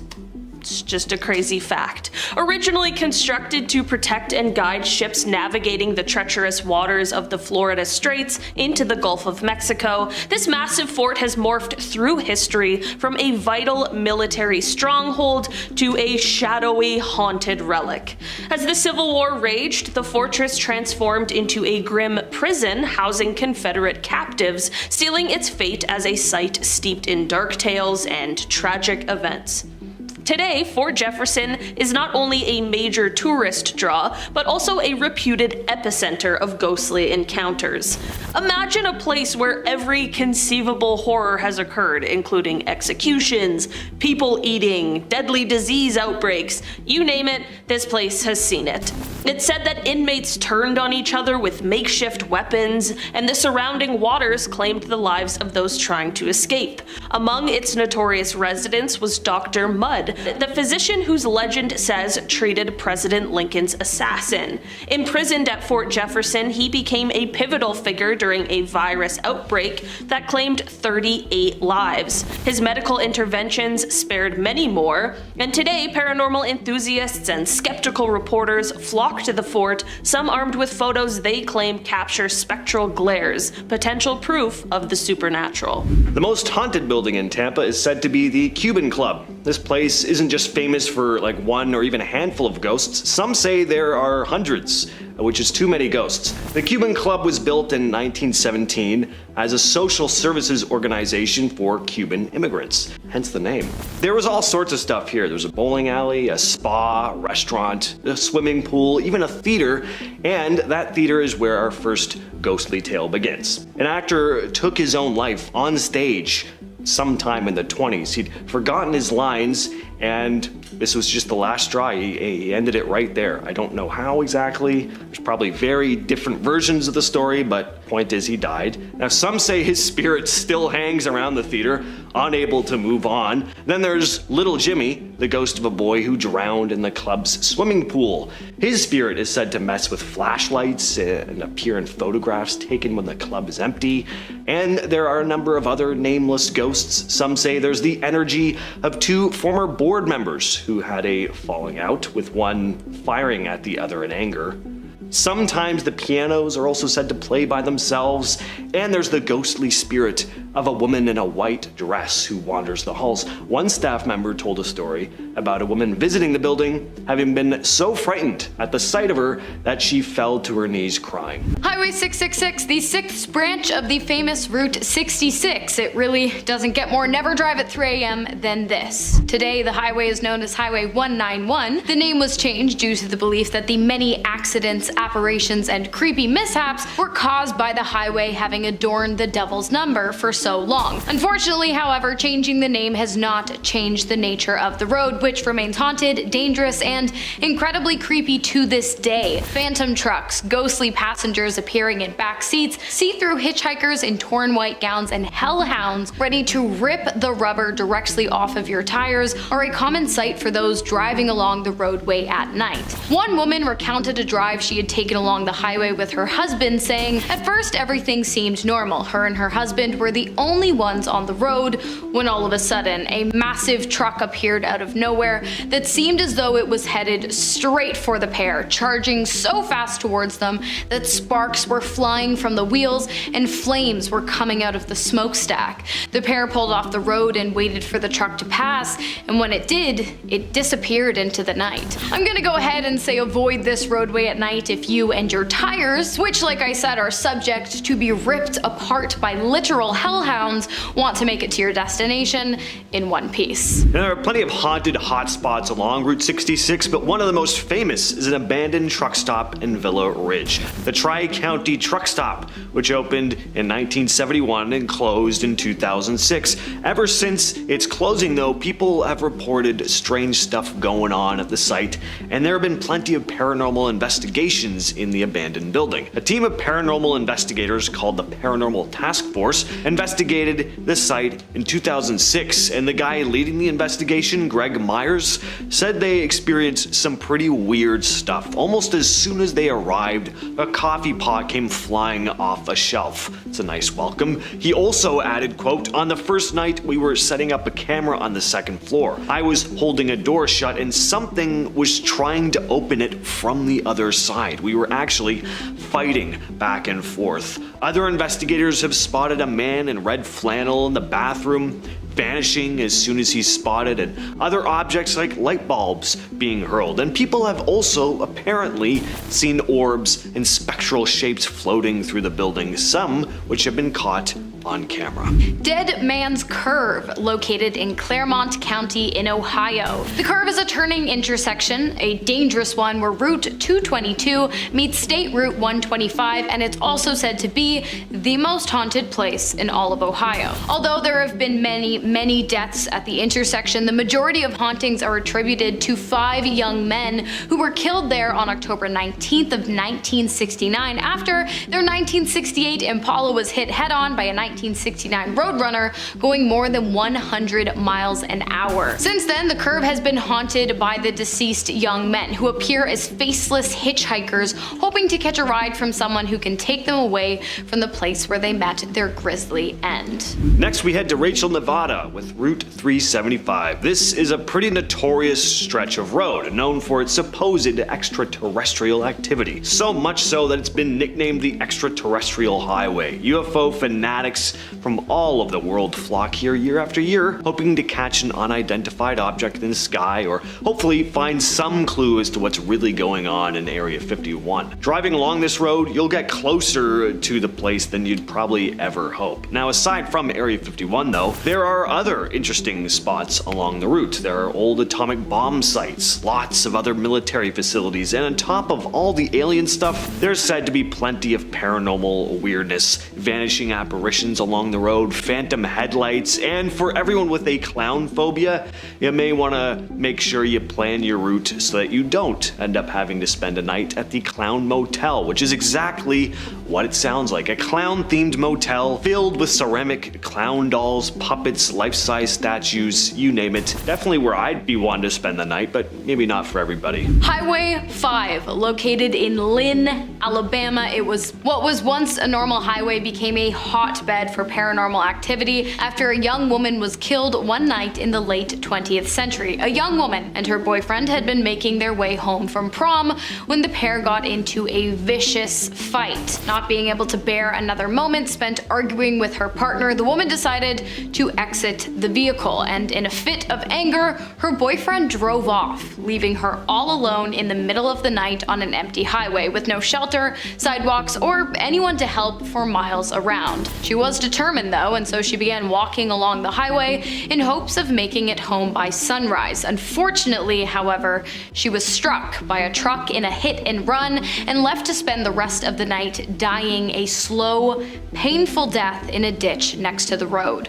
Her body was discovered the next morning, and her spirit has been there ever since. She's been seen walking along the highway aimlessly in the hopes of one day being able to finally make it back home to her family. Those who see her on the road and stop for help are greeted with a pretty creepy sight of a woman mangled and distressed who disappears when they finally get close enough to speak to her.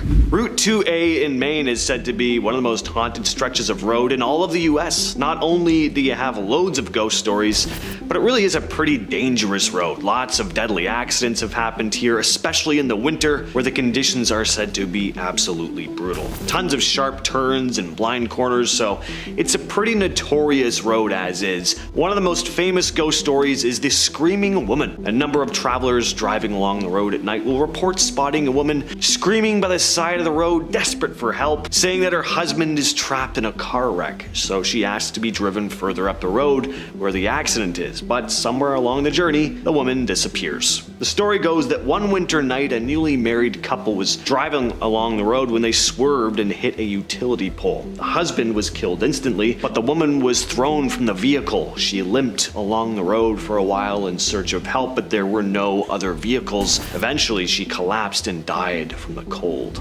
Zombie Road, the most haunted road in Missouri, located in Willwood, Missouri, just west of St. Louis, if you know it. Today, Zombie Road is not so much a road as it is a series of trails, but at one point it was a road, and that is why it is on this list today. Zombie Road was originally constructed in the 19th century, but it was shut down in 2010 to be repurposed as a bike path. Big mistake. Prior to the road being converted into a trail, Zombie Road is rumored to have been home to a crazed killer who escaped from a nearby asylum during the 1950s. He lived out the rest of his days hiding in shacks around the road and preying on young men and women who were unfortunate enough to have been walking around the area. Eventually he died, but unfortunately, according to legend, that didn't stop his reign of terror, because it is believed that the crazed man went on to continue his killing spree in the afterlife, which is how the road came to be known as Zombie Road.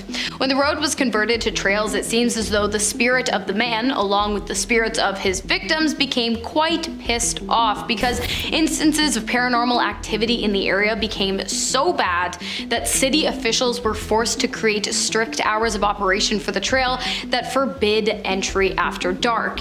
If you've been, let me know. A name like Shades of Death Road doesn't really inspire a whole lot of confidence now, does it? At least not in your safety. This road in New Jersey is said to be one of the most haunted places in the entire state. Even before motorized vehicles were a thing, this place had a dark reputation. There were some very violent incidents that took place along here. In the 1920s and 30s, there were some pretty famous incidents. The creepiest, though, is probably the woman who lobbed off her husband's head and then buried both parts of his body on either side of the road. Just off the road is a pretty famous lake too, Ghost Lake, which gets its name for a pretty obvious reason. Spooky stuff happens there. Oh, and there's ghosts. Apparently there's often said to be an eerie fog surrounding the lake, and the sky is perpetually bright, even in the middle of the night, almost like it's always twilight. A remote patch of desert covered in ancient petroglyphs is protected by armed guards, and the government refuses to say what they built under it. Near Nye County, Nevada, is a canyon filled with ancient rock carvings. Archaeologists have studied the area for decades, but in the early 2000s, a fenced compound was suddenly built near the center of the canyon. This compound is guarded 24 hours a day and includes a large underground entrance. Researchers attempting to document the carvings have been stopped by federal officers and told that the land has been reclassified. No public notice was ever issued. The restricted area contains a single large building, several sensor towers, and ventilation shafts carved into the canyon walls. This suggests that the facility extends deep into the rock, yet there are no documents describing construction, funding, or purpose. There is no proof and no explanation for this intense security. It seems like it is simply a blank space with guards. Mount Weather is already one of the most secret places in America, but there is a second facility nearby that is guarded just as heavily and rarely mentioned anywhere.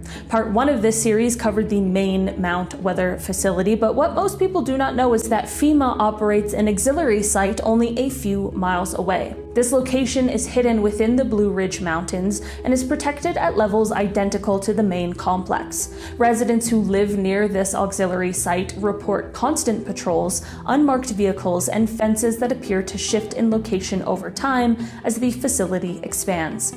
Satellite images show new roads carved into the forest, along with reinforced entrances that lead underground.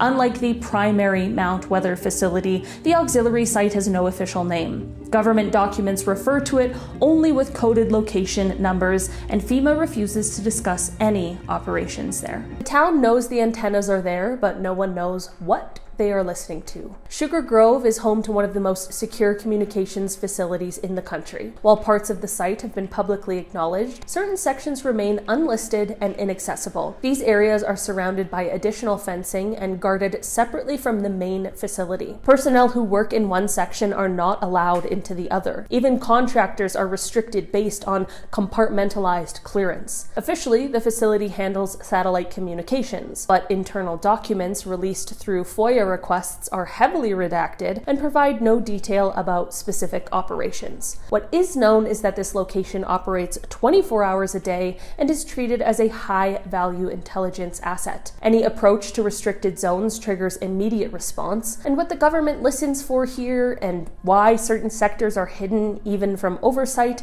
remains unanswered. Everyone talks about the gold vault, but no one talks about the buildings around it. Fort Knox is famous for its gold vault. The vault itself is heavily guarded, which is expected. What is less understood is why several nearby buildings are guarded with the same intensity. These auxiliary structures have no public description, they are not part of the visitor center, they do not house offices, yet armed guards patrol them continuously. Satellite imagery shows that some of these buildings have underground access points. Power and ventilation systems run between them and the main vault. The US Treasury has never explained what these structures contain. Given the level of protection, analysts believe these buildings may store materials beyond gold. Possibilities include classified financial records, emergency currency reserves, or assets not publicly disclosed. Whatever the case, the security suggests these buildings are just as important as the vault itself. This warehouse looks ordinary, but it has armed guards and no public inventory. Located near Palmdale, California, is a FEMA-controlled warehouse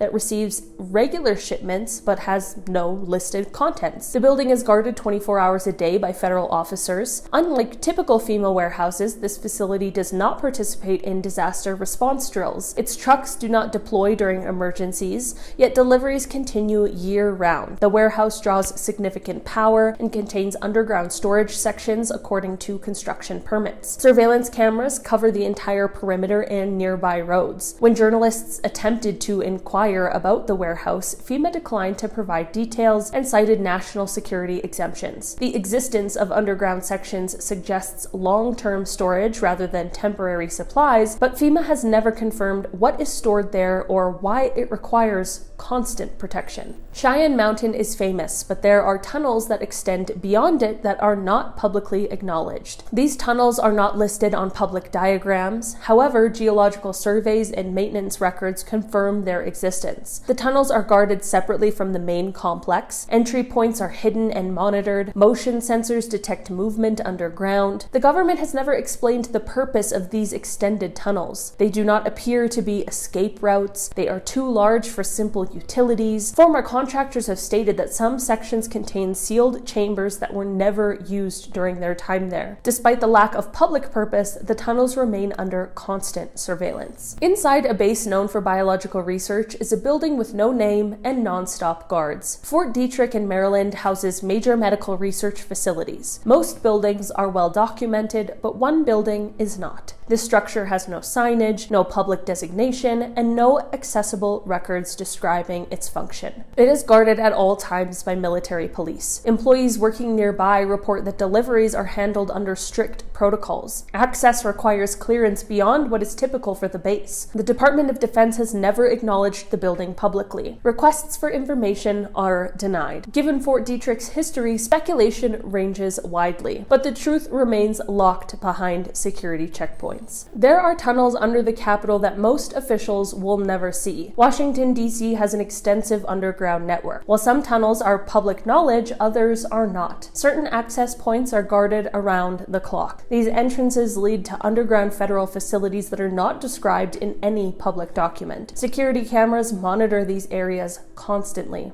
Federal officers restrict access even to maintenance crews. The government has never released a full map of underground federal infrastructure beneath the city. What exists has been pieced together from leaks and construction records. The level of protection suggests these facilities play a critical role in national operations, but exactly what that role is remains unknown. There is a building inside Fort Meade that even soldiers stationed there cannot enter, and no one knows exactly what goes on inside.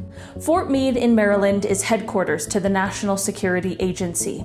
The base itself is heavily guarded, but there is one specific building, simply known as OPS-2B, that stands out from the rest. This place is surrounded by its own perimeter inside the base. Access is restricted to a select group of NSA personnel, and even high-ranking officers at Fort Meade do not know what is stored or conducted inside. Contractors who work in other NSA buildings say that the security around this place is drastically stronger and monitors every movement in the surrounding area. This building is known for being windowless, constantly vibrating from the machinery inside, and connected to underground levels that are not documented on any public construction plan. What makes the situation even more unusual is that this place continues to expand.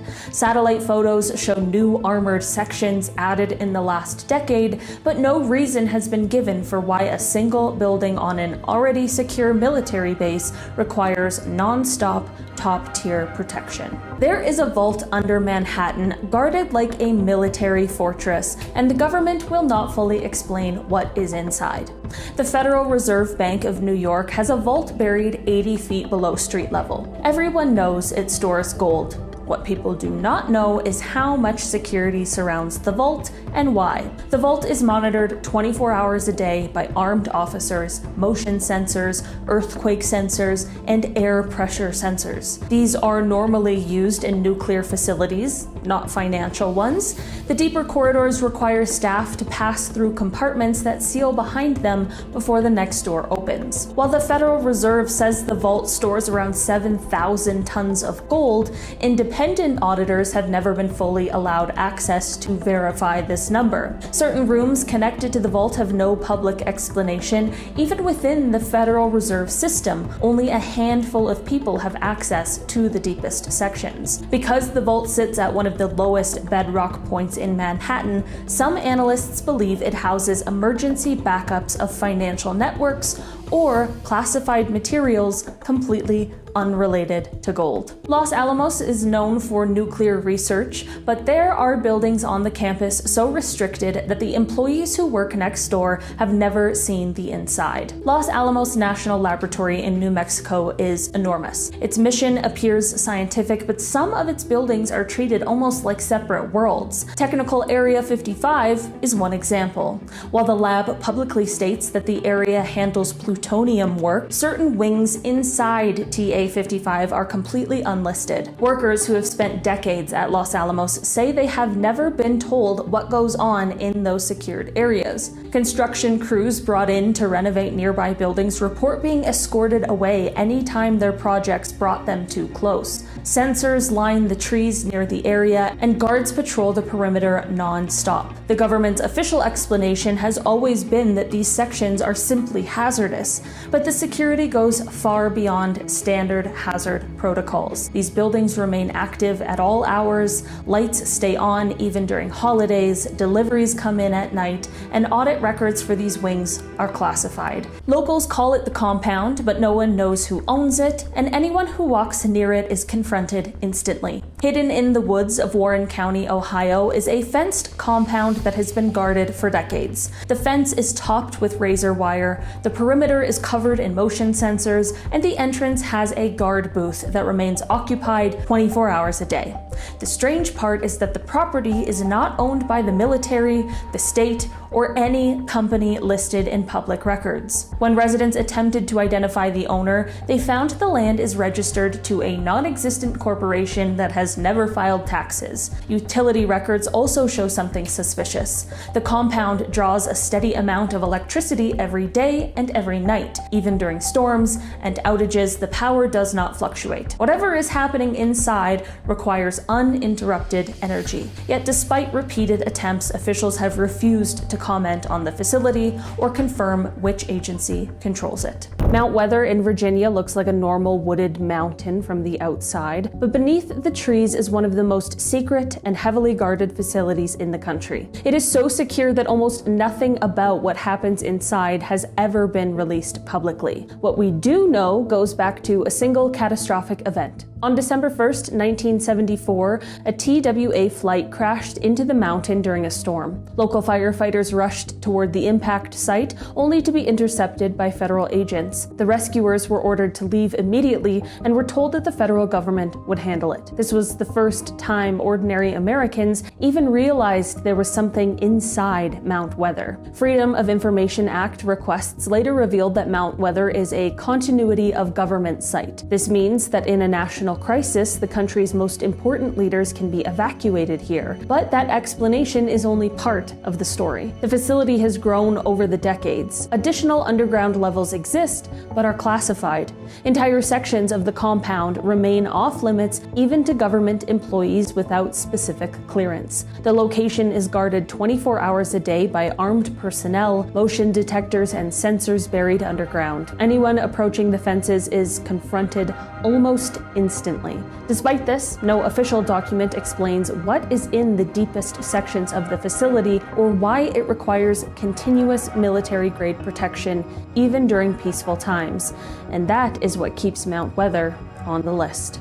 Dulce, New Mexico is a tiny town, but drive toward Archuleta Mesa and the atmosphere changes instantly. Locals warn visitors to stay away. Black SUVs appear seemingly out of nowhere. Motion sensors line the roads, and the closer you get, the clearer it becomes that someone does not want people near the mesa. The federal government denies operating any facility in the area. There are no official buildings listed, no public records, and no acknowledged activities. Yet dozens of eyewitnesses have reported helicopters without markings, bright lights flashing at night, and what looks like the glow of ventilation shafts inside the rock. Whatever is inside Archuleta Mesa has been guarded for decades, and the security has only intensified. With no official explanation, this remains one of the most mysterious, restricted areas in the country. Green Bank is famous for its radio quiet zone. Cell phones, Wi-Fi, and anything that emits radio waves are banned. Everyone thinks the security is because of the massive Green Bank telescope, but this is only part of the story. Residents report that certain wooded areas near the observatory are patrolled constantly. These patrols are not conducted by local police. Witnesses describe unmarked trucks that appear at the exact moment someone wanders too close to specific forested sections. Some of these areas contain fenced-off structures that do not appear on any public map. They are guarded day and night. People have tried to hike around the fences and were intercepted almost instantly by security personnel who refused to identify themselves. Even stranger, the observatory has the authority to shut down electronic devices within the zone without warning. This includes cars, generators, and other equipment, but no one has ever explained why these powers are needed in areas that are nowhere near the telescope. The Teapot Dome scandal involved illegal oil drilling on federal land almost a century ago, and what most people do not know is that part of the land contained enormous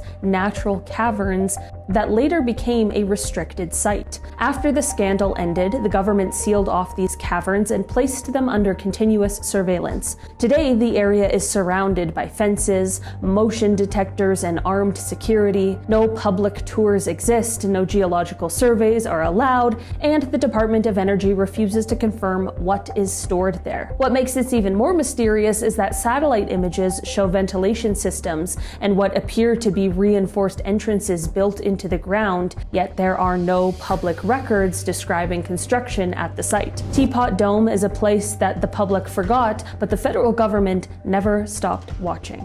Quincy is known for its massive tech presence, including data centers for Microsoft and Yahoo, but locals talk about one facility that stands out from the rest. It is a windowless structure surrounded by cameras, fencing, and armed guards. Unlike the tech centers, this building has no corporate logo, it is not listed on any company website, and it receives deliveries at night from trucks with their license plates covered. Rumors about this building intensified in 2018 when residents reported hearing a deep humming noise coming from underground. Others noticed that the facility stayed bright 24 hours a day, even during storms and power outages that shut down other buildings in the area. Internet analysts noticed that Quincy is the site of a major backbone connection for global communication lines. This has led to speculation that the anonymous building is a government interception point, but no agency has ever confirmed this. Whatever its purpose, the non-stop security makes it clear that someone is protecting something extremely sensitive inside. Most people think Camp David is just a retreat, but very few know what exists beneath it. Camp David in Maryland is widely known as the Presidential Retreat. It is heavily guarded above ground, which makes sense, but below the cabins and forest trails is something rarely discussed. During the Cold War, an underground facility was built beneath Camp David. Officially, it was described as a secure shelter and communications hub. However, documents released decades later show that the underground sections are far larger than the surface complex. The facility includes reinforced chambers, independent power systems, and deep tunnels that connect multiple sections of the property. These areas are guarded constantly by federal security, separate from the guards protecting the surface cabins. What makes this unusual is that Camp David is already close to Washington and already protected by NORAD airspace. The added underground security suggests a function far beyond a simple shelter. Former maintenance workers have stated that there are sealed sections they were never allowed to enter. Even Secret Service personnel assigned to Camp David are restricted from certain underground areas. No official explanation has ever clarified what these deeper sections are used for today or why they remain guarded at all times, even when no president is present. This missile site was officially shut down decades ago, yet it is still guarded like it's operational. Across the United States, former missile sites were decommissioned after the Cold War. Most became parks or were abandoned completely, but one site near Everglades National Park in Florida stands out. This location is fenced, monitored, and patrolled 24 hours a day. Security cameras remain active, gates are locked, and federal officers respond immediately to anyone attempting to access the area. According to public records, the site was deactivated in the 1970s. No weapons are supposed to be stored there, no testing is supposed to occur, yet the infrastructure has been maintained. Satellite imagery shows that underground launch bunkers remain intact, power lines still run into the site, ventilation systems are operational. Local officials have asked why the area remains restricted and receive no answer. The National Park Service defers to federal authorities, the Department of Defense claims no active role, and despite this, guards never leave. For a site that's supposedly empty, it's treated like something inside still matters. This vault stores music and film, but one section is guarded more heavily than the rest, and no one really explains why. Granite Mountain Records Vault in Utah is famous for storing master recordings and films. It is dug into a granite mountain and designed to survive disasters. Most of the facility is well documented, however, there is a restricted wing that is not included in public descriptions or tours. This section is protected by separate security, requires additional clearance, and remains inaccessible even to most vault employees. Former staff have stated that the restricted wing contains materials that are not entertainment related. Deliveries arrive under escort,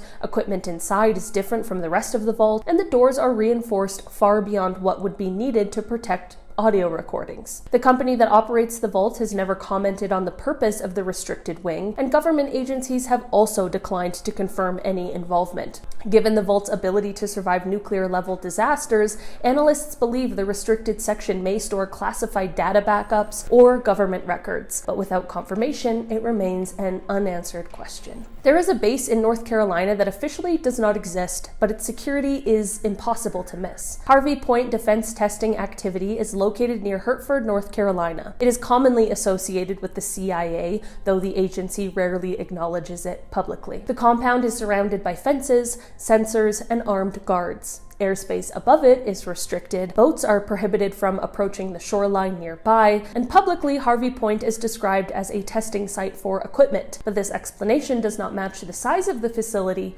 or the level of the security. Satellite images reveal mock urban environments, airstrips, firing ranges, and structures designed to resemble foreign cities. Underground sections have been confirmed through construction records, but their purpose remains classified. Despite its size and activity, very little information about Harvey Point has ever been released. Even local government officials are kept at a distance. The facility is real, the guards are real, the reason behind the secrecy remains unknown. The Oak Ridge National Laboratory has a long history of nuclear research. The campus is enormous and much of it is restricted, but several structures known as the unlisted buildings are so secret that even workers with high clearance levels cannot access them. Employees refer to these buildings using codes instead of names. Some lack building numbers entirely. They have no public descriptions, no tours, and no official acknowledgement. Security officers guard the entrances around the clock, and anyone who walks too close is questioned. If you look at satellite views, you can see the structures clearly, but if you overlay the official layout, the buildings vanish. It is as if they have been erased. Former employees have stated that these buildings contain experimental facilities unrelated to public projects. Others believe they house classified energy research, but no one knows why the secrecy needs this level of constant security.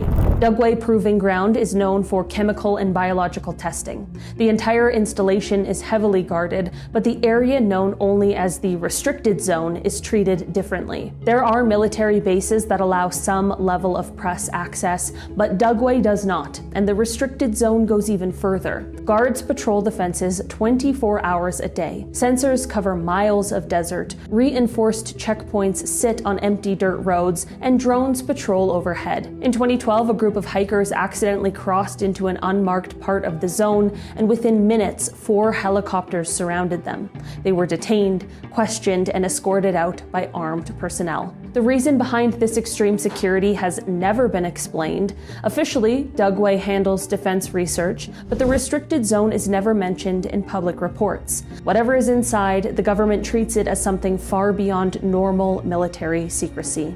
In the middle of the desert sits a tunnel system so heavily monitored that even standing near the fence can trigger a security response. Everyone talks about Area 51, but the Nevada National Security Site might be even stranger. Specifically, the location called the Forgotten Tunnels by locals. These tunnels were originally created for nuclear blast experiments, but after testing ended, instead of sealing them, the government increased the security. Today, the tunnels are surrounded by barbed wire, motion detectors, and long-range cameras.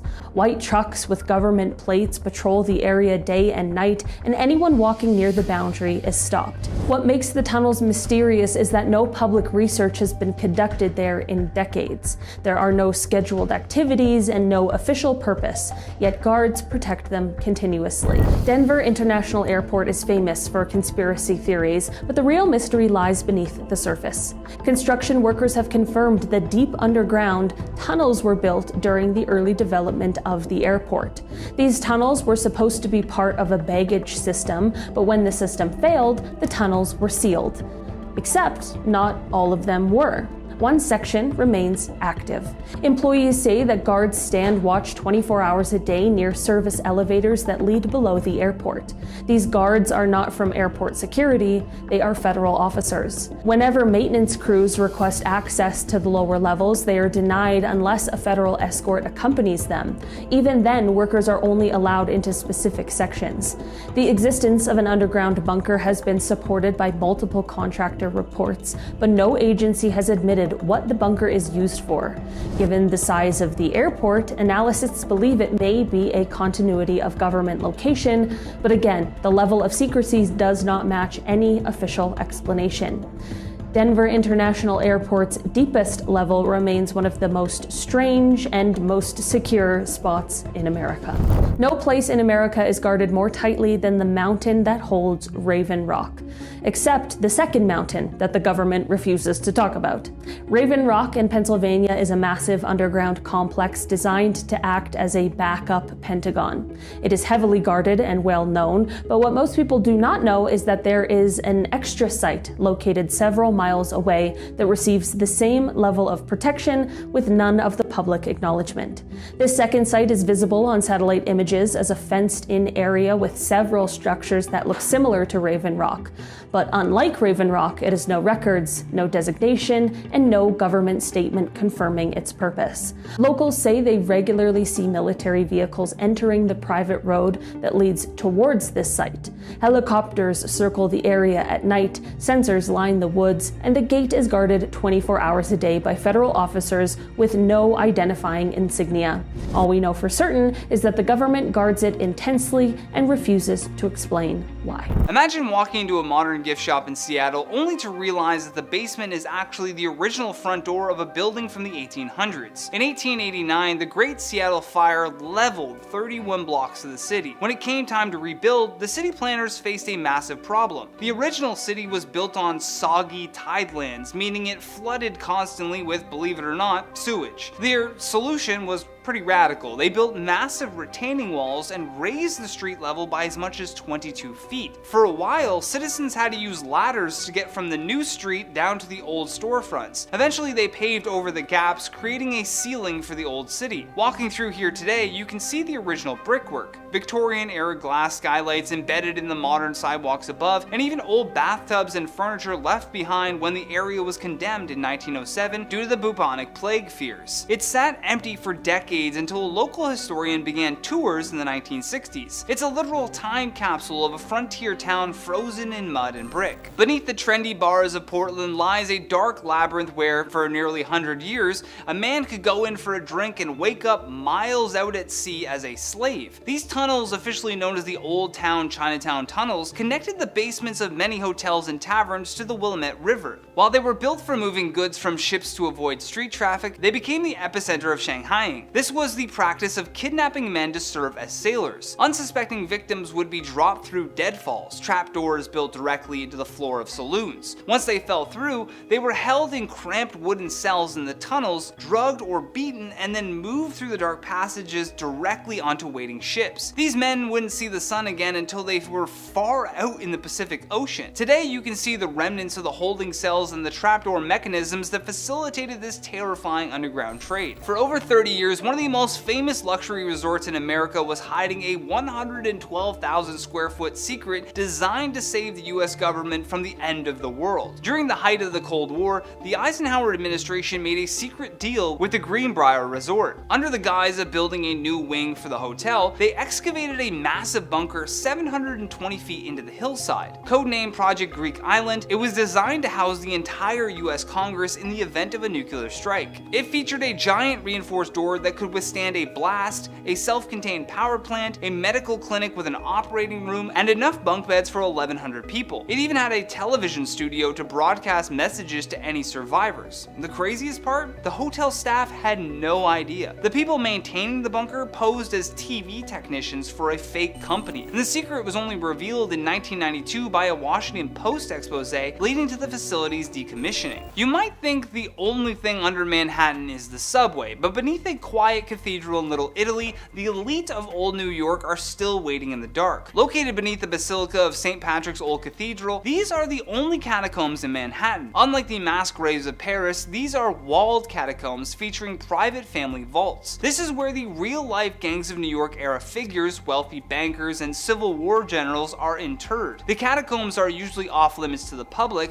lit only by candlelight during special tours. It's a silent, eerie world of brick and marble that feels thousands of miles away from the honking taxis just a few feet above you. The vaults belong to families like the Delmonicos and the Durham family who helped build the city into the powerhouse that it is today. What if your morning commute involved driving your car into a literal mountain to get to your office? Welcome to Subtropolis, the world's largest underground business complex. Located 150 feet below the surface of Kansas City, this city was created by mining a 270 million-year-old limestone deposit. It is massive, spanning over 55 25 million square feet, with miles of paved roads wide enough for semi-trucks to pass by each other. Because the temperature is a constant natural 65 to 70 degrees, it is the perfect place for companies to store things. The US Postal Service stores millions of stamps here, and the National Archives keeps original film reels of Hollywood classics like The Wizard of Oz. Over 1,600 people go to work here every day in an environment that is completely immune to the Midwestern tornadoes and blizzards happening on the surface. One man, a pickaxe, and 40 years of digging created a Mediterranean resort beneath the California desert. Baldassare Farisier was a Sicilian immigrant who moved to Fresno in 1901 to grow citrus. However, he found the Fresno heat unbearable and the soil too hard for traditional farming, so he started digging. Over the next 4 decades, he excavated a massive home and garden complex spanning 10 acres, all underground. It's an architectural masterpiece with skylights that allow fruit trees like lemons and oranges to grow 20 feet below the surface. He built bedrooms, a kitchen, and even a fish pond. He used no blueprints, just his imagination and his hands. The design allows for natural airflow, keeping the gardens 20 degrees cooler than the surface. It's a stunning example of how one man's desire for comfort created a subterranean paradise. In Atlanta, there's a place where the 19th century literally lives underneath the 20th century. Atlanta raised its streets in the 1920s to build viaducts over the congested railroad tracks. This created a city beneath the city where the original ground level storefronts were suddenly in the dark. For years, these spaces were used for storage or forgotten entirely. Until the late 1960s, it was rediscovered and turned into a massive entertainment district called Underground Atlanta. While it has seen its ups and downs as a mall, the historical architecture remains. You can still see the original ironwork and ornate facades of the 1800s businesses that were once the heartbeat of the city. It's a strange, sprawling labyrinth that serves as a bridge between Atlanta's Civil War era past and its modern skyscrapers. 650 feet below the Kansas wheat fields lies a city of salt that is so massive it has its own railroad and a vault containing the world's most famous secrets. Stratica is a massive salt mine that began operations in 1923. Over a century of mining has created hundreds of miles of tunnels. The air there is incredibly dry and the temperature is constant, which makes it one of the most secure storage facilities on the planet. Deep within the mine, a company called Underground Vaults and Storage keeps some of the world's most valuable treasures. We're talking about the original masters of Star Wars, the glass slippers from The Wizard of Oz, and even secret government documents. Because the salt creates a natural envelope, nothing ever rots or decays. There is an entire infrastructure down there, including a tram system and a gallery that shows what life was like for the miners who spent their lives in the white darkness. These caves have seen everything from 19th century mushroom farmers to 1930s gangsters hiding from the FBI. Carved into the soft sandstone of St. Paul, these caves were originally used to grow mushrooms because of the damp, cool environment. But during Prohibition,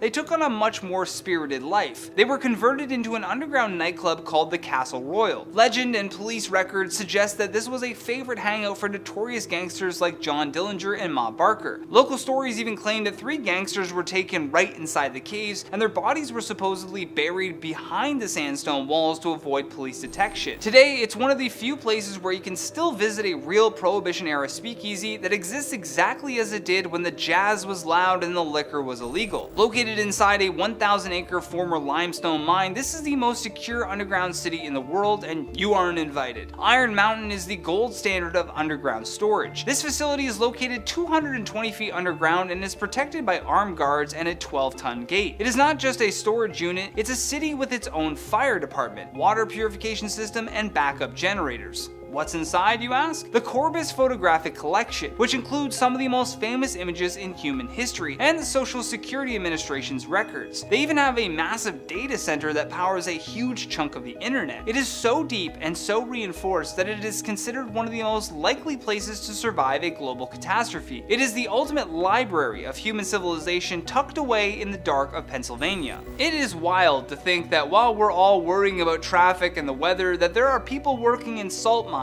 tourists walking through Victorian basements, and billions of dollars of data sitting in limestone fortresses right beneath our feet. America is a lot deeper than it looks on the surface. Starting off our list today, we have the Texas Killing Fields. As the name implies, people died there. At least 30, but possibly more. This stretch of land that covers 25 acres is located just outside of Texas City. It is vast, barren, vacant, and apparently the perfect place to hide a body. Since the 1930s, many young women have gone gone missing in the area surrounding the fields, and while some remain missing to this day, many of the women's bodies have been found discarded in said fields. The first discovery was made in 1984. A dog carried something its owner originally thought was a ball out of the field, but it turned out to be a human skull. And after that, the floodgates opened. Clyde Edwin Hendrick, John Robert King, Peter Zwarst, Kevin Edinson Smith, and William Lewis Reese were all arrested and imprisoned for separate killings, except for King and Zwarst, who had worked together, meaning that only a total of 4 killings have been solved to date. The killers of the remaining victims, as well as the remaining victims' identities, remain unsolved to this day. Next up, we've got Alton Bridge, also known as Goatman Bridge, located between the Texas cities of Denton and Copper Canyon. The bridge was used from the 1930s all the way up to 2001 when it was closed for vehicle traffic. So yes, it's abandoned, but how has it earned itself a spot on our list today? Well, it's got a pretty dark past, which I will tell you about now. The legend goes that in August of 1938, a successful goat breeder who went by the name of Goatman, but whose real name was Oscar Washburn, hung a sign up on the bridge that read, "This way to the Goatman," which apparently severely pissed off a local radical hate group that I can't say the name of here on YouTube, but they wore white pointed hoods and they were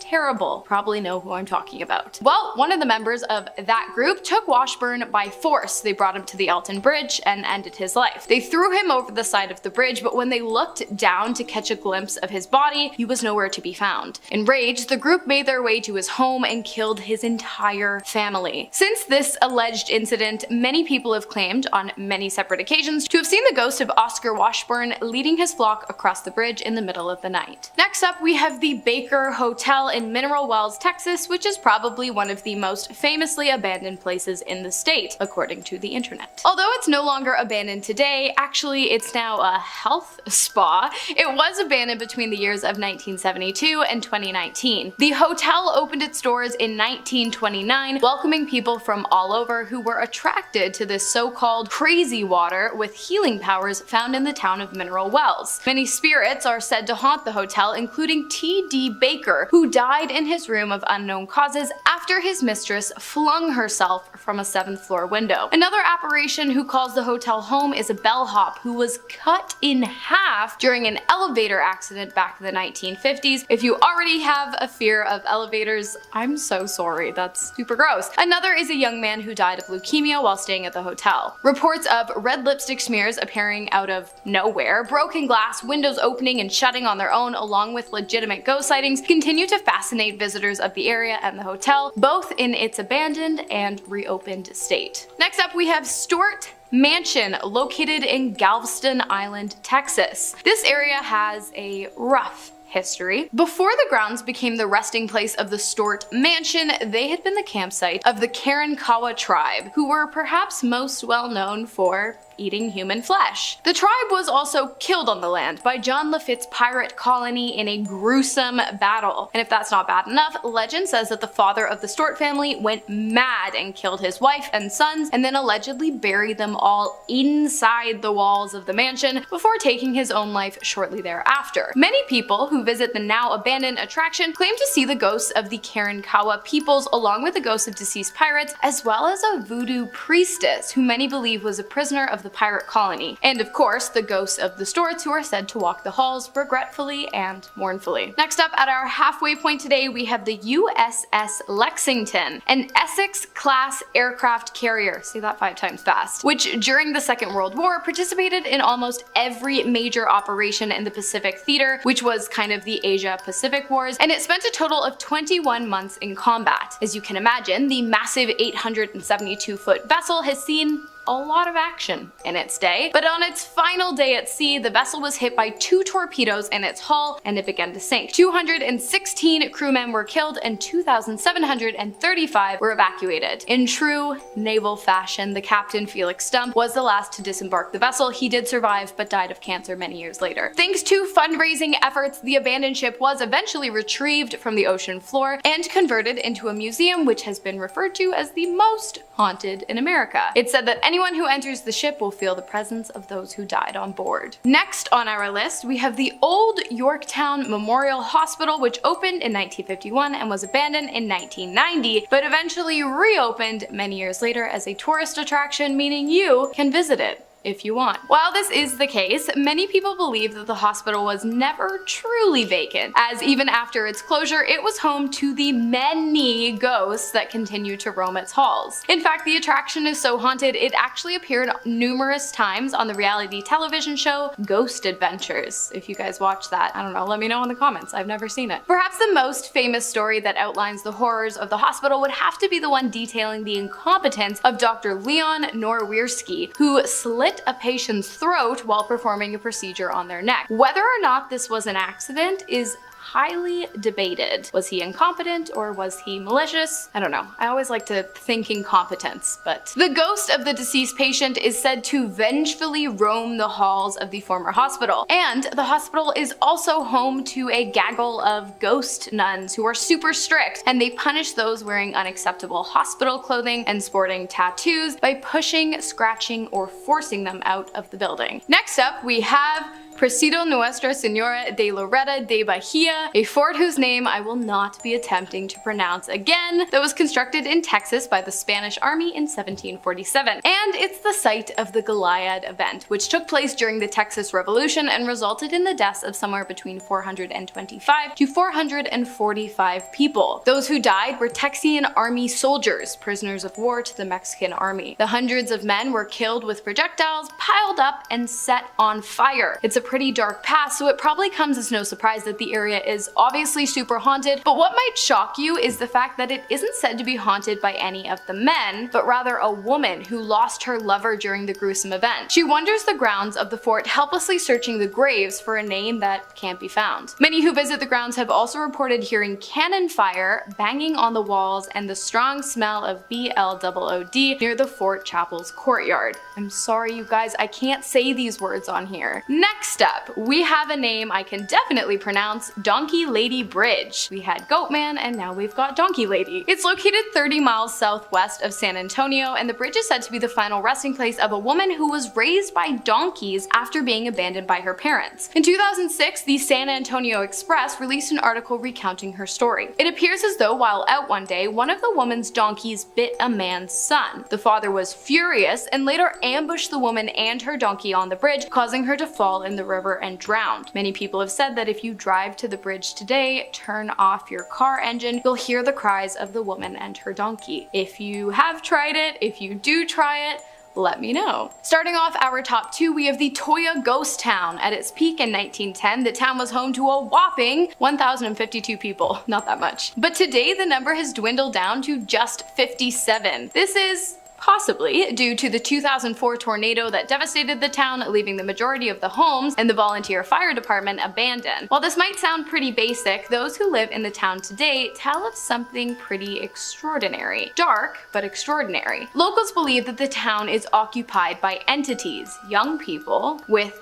pitch black eyes that go around the town at night, terrorizing its residents, knocking on doors and staring through windows, instilling fear into whoever might meet their gaze. It has been said that this is the true reason for the town's near total abandonment back in the early 2000s, but of course, I want to know what you think. And finally, to finish off our list today, we have the former Williamson County Jail circa 1888. The jail was home to some of Texas's most notorious criminals, including Henry Lee Lucas, who claims to have taken the life of 35 people in the year 1982. It's a busy guy if he did it in just 1 year. The crime rate at the time was out of control, so much so that the jail became quickly overcrowded. So overcrowded, in fact, that it became incredibly easy for inmates to slip out of the prison undetected, only to continue their reign of terror on the Williamson County people. Luckily for the locals, the majority of escaped convicts were recaptured. Unlucky for the convicts, as the majority of them were sentenced to death by lethal injection, electric chair, and the old rope and tree. But you guys know by now, I can't say that word on here. The jail was abandoned in 1971, but it later reopened as county offices, and it has been told that the deceased inmates now haunt the building, throwing binders and books from shelves and lunches off of desks. It seems like they're still kind of holding a bit of a grudge against the members of state. If you're feeling a bit disappointed at the fact that no, it's technically no longer abandoned, it once was though, so that's why it's on this list, I will will give you some solace in knowing that the building is actually open for public tours during the fall season, so do with that what you will. Starting off this list, in our number 10 spot, we have Derek L. Frierson. The information put out by authorities regarding this case states that the crime in question took place in 2015 on a night after the suspect had been drinking at a bar in the downtown Orlando area. After having a few too many, he apparently entered his vehicle to drive out of the downtown area. Already bad for sure. The report continues on that he struck the rear of a vehicle which was stopped for a red light at the intersection of East Colonial Drive and North Mills Avenue. When he impacted, it is said that his car was traveling at 55 miles per hour, which is 88.5 kilometers per hour, and that it made no attempts to avoid the crash. This crash caused the death of one person in the vehicle that was sitting at the red light, along with another one of the passengers to become paralyzed from the waist down, while the other 3 in the vehicle all sustained other injuries as well. Derek was found to have had a blood alcohol level of 0.215 that night, which is over 2.5 times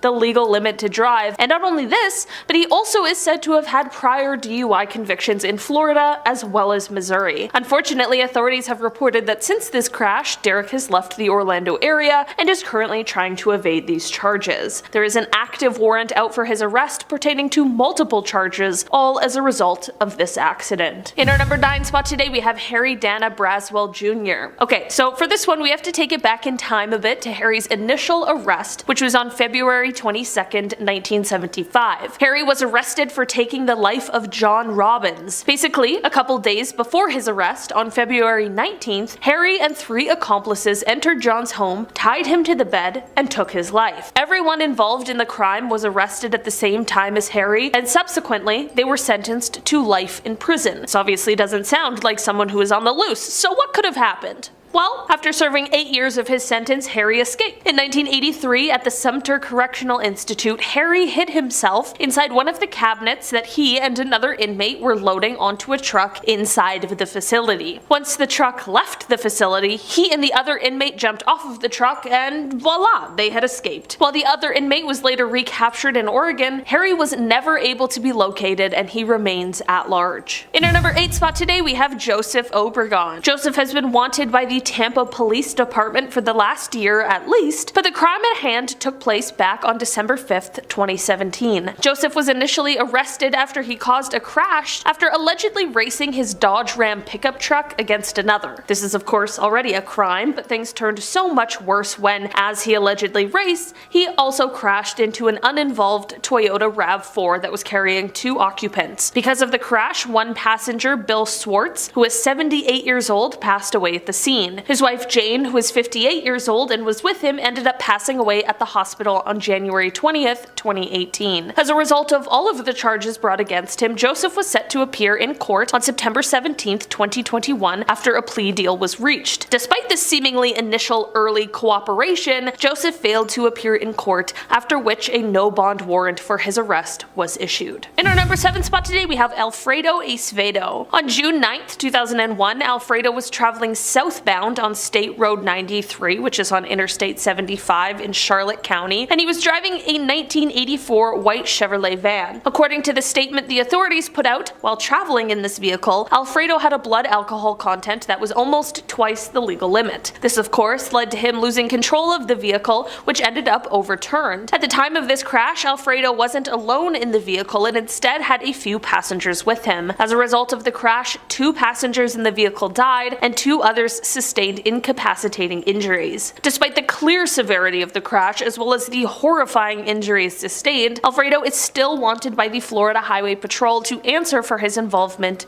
in this crash. In our number 6 spot today, we have Gaspar de Gaspar. On February 3rd, 2015, Gaspar was traveling in a 1996 yellow Thomas passenger bus when he pulled into the Marathon gas station in Indiantown. This small community was shocked that day for what transpired next. ghost. As Gaspar was backing the bus into the parking lot, there were two men sitting on a bench in front of the station. For reasons that no one is exactly sure of yet, the bus didn't stop and instead ended up striking both men, leaving one pinned between the station and the bus. Unfortunately, this led to the man passing away at the scene. Gaspar is said to have exited the bus after this horrific moment, but instead of sticking around, he apparently fled the scene. Others have identified him as being from the town, but no one is entirely sure where he went. There is an active arrest warrant out for him for a hit and run. Number 5, the Blue Anchor Pub. Another bar, another haunted bill to pay. Here we go, debit or credit. Heading over to Delray Beach, the Blue Anchor Pub was built in 1840s in London, but the wooden interior was sent to New York City and then later on sent to Florida in 1996. So yeah, these spirits must be confused. They go from Jack the Ripper to some dude wearing a Yankees hat talking to a TV. Trapped in the wooden interior is the ghost of one Bertha Starkey, who was sadly killed by her husband back in the 1840s. Now, you know Bertha is lurking about when you hear rattling pots in the kitchen, and sometimes if you're really unlucky, you'll hear wailing in the middle of the night. Nice. Again, horrible sleep at this place. The Blue Anchor sounds like a really relaxing time, but every night at 10 o'clock, the current owners will blast a ship horn to scare away her spirit. I don't know, I feel like blaring a ship horn at 10 p.m. is more jarring than some pots and pans moving sometimes. You know what I mean? I'd rather hear the pots and pans than in the middle of the night. No way. Number 4, the Biltmore Hotel. Another hotel to avoid at all costs. Awesome, we love these ones. First of all, do you actually like staying at a hotel? Some people love it. Some people find it super relaxing. I can't help but think about what went on in the bed before me. You know what I mean? Like, you're like,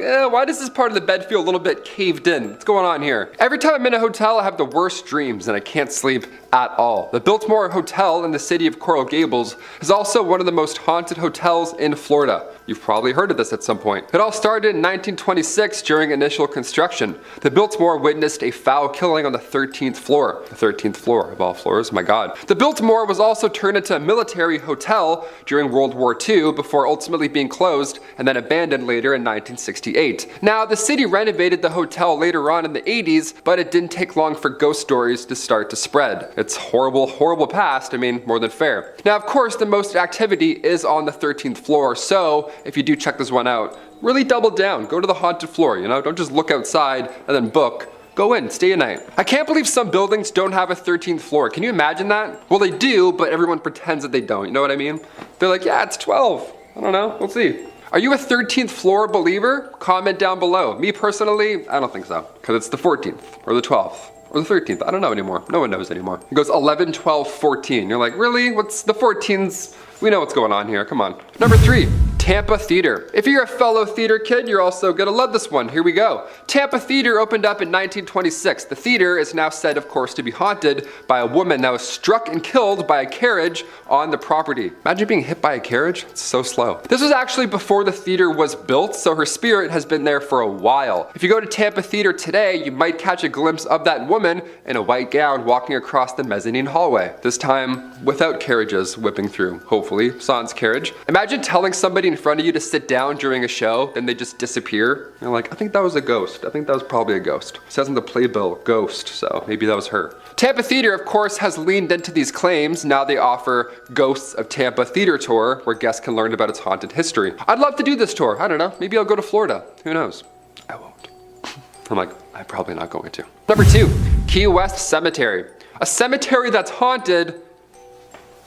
Get out of town. You don't say. The Beachside Cemetery was built in 1847. Now, it was built specifically for victims of a hurricane that occurred a year prior in 1846. That's terrible. Now, this cemetery is the final resting place for roughly 80,000 to 100,000 people. So yeah, I can only assume there's a ghost or two hanging out. That's extremely tragic. Walking through a graveyard at night is scary enough anytime, but Key West Cemetery is so specific that the entire time you're walking through, you feel connected in a way. Now, me personally, I'm all set. I don't want to feel connected to an 1846 tragedy. I'm all set. I'll go the long way around the cemetery, then I'll meet you on the other side, if anything. But if you're into this kind of thing, they also offer ghost tours, so knock yourself out. There you go. Apparently, it's too scary for children, so That's a plus. Lines will be a little shorter than usual. And finally, number 1, St. Augustine Lighthouse. A scary lighthouse. How? How is that possible? The St. Augustine Lighthouse is located, of course, in Florida and was built between 1871 and 1874. And it's considered Florida's first official lighthouse ever. Imagine that. Boom, let there be light. Hey, I made you a lighthouse. Enjoy, we're all good now. There have been several tragic events over the following years, seeing as it's the first lighthouse ever. Seen a lot of history. But even during initial construction, there were several freak accidents on site. Today, said spirits are still lurking about. Sightings of shadowy figures are common, but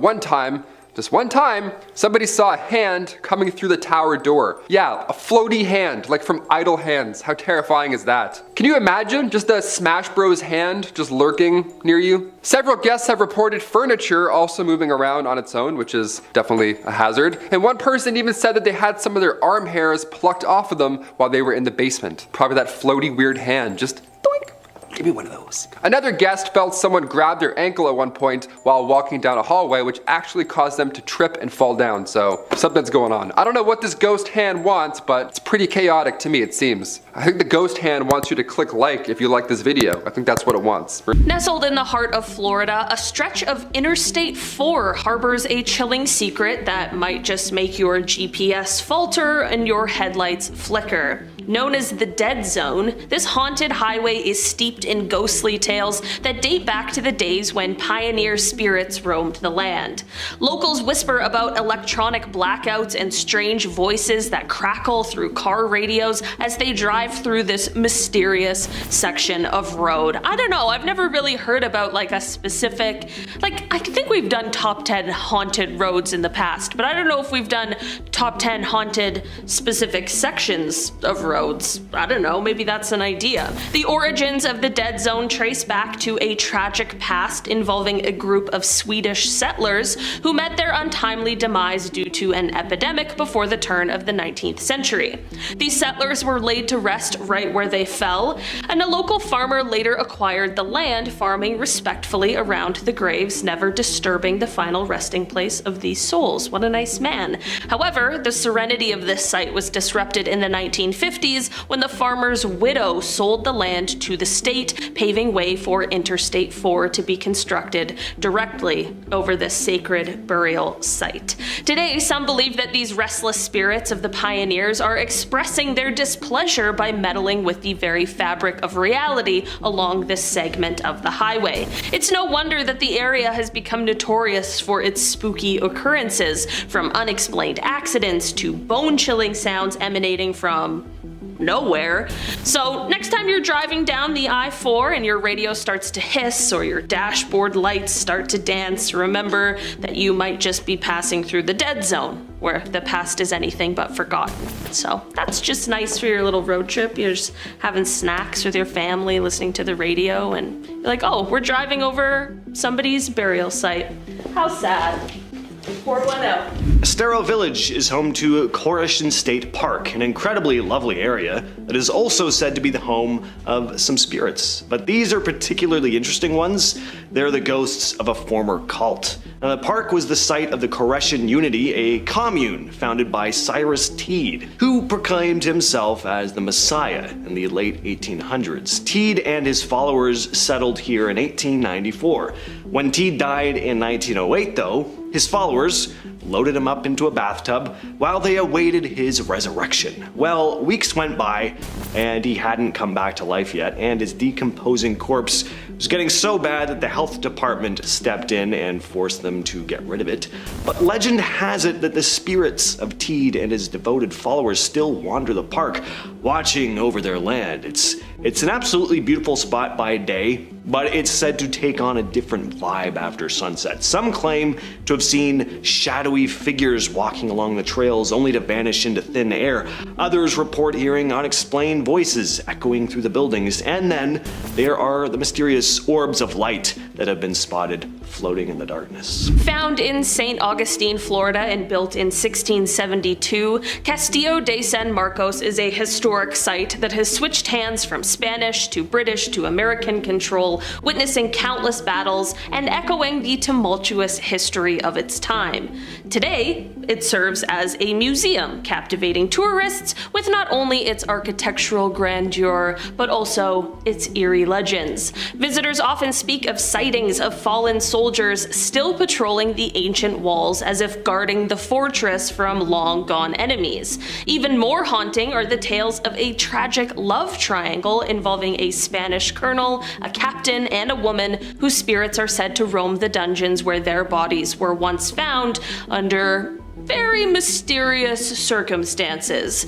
This castle, with its dark past and spectral inhabitants, continues to be a beacon for those drawn to the unexplained and the supernatural. Florida is even said to be the home of a haunted tree, often called the Devil's Tree, located in Oak Hammock Park. So back in the early 70s, a number of killings happened here, and they happened at the hands of the former sheriff's deputy of Martin County, Gerard John Schaefer. He'd buried two of his victims, Susan Place and Georgia Jessup, who he'd violated before killing, and then buried their bodies close to the tree. Now, Schaefer took the lives of at least 26 women. He'd lure them using his badge before driving them out to remote locations, usually tying them to trees before taking their lives. He was finally arrested and sentenced after two of his victims managed to escape. He was later killed in prison by a fellow inmate. Legend has it that the tree is now possessed. It's said that over the years there have been several attempts to cut down the tree, but something's always gone wrong. There are also stories about figures dressed in dark hooded cloaks performing satanic rituals near the tree at night. The stories about the Devil's Tree are so well known that in the early 90s, a local priest supposedly tried to perform an exorcism there to try and rid it of its dark energy. Near Tampa, Florida, the Sunshine Skyway Bridge isn't just a stunning feat of engineering, it's a hotspot for creepy tales that might just give you goosebumps. Let's take it back to 1980, and amidst a foggy morning, a colossal freighter misjudges its path and slams into the bridge. The impact is catastrophic. Cars and even a Greyhound bus plunge into the icy depths below. But the eerie occurrences don't stop at this freak accident. Over the years, the bridge has become a grim sight where 200 unfortunate souls have met their end, leaping from its highest point. And if that's not enough to send a shiver down your spine, consider the whispers some have heard while crossing, or the shadowy figures seen wandering perilously close to the edge.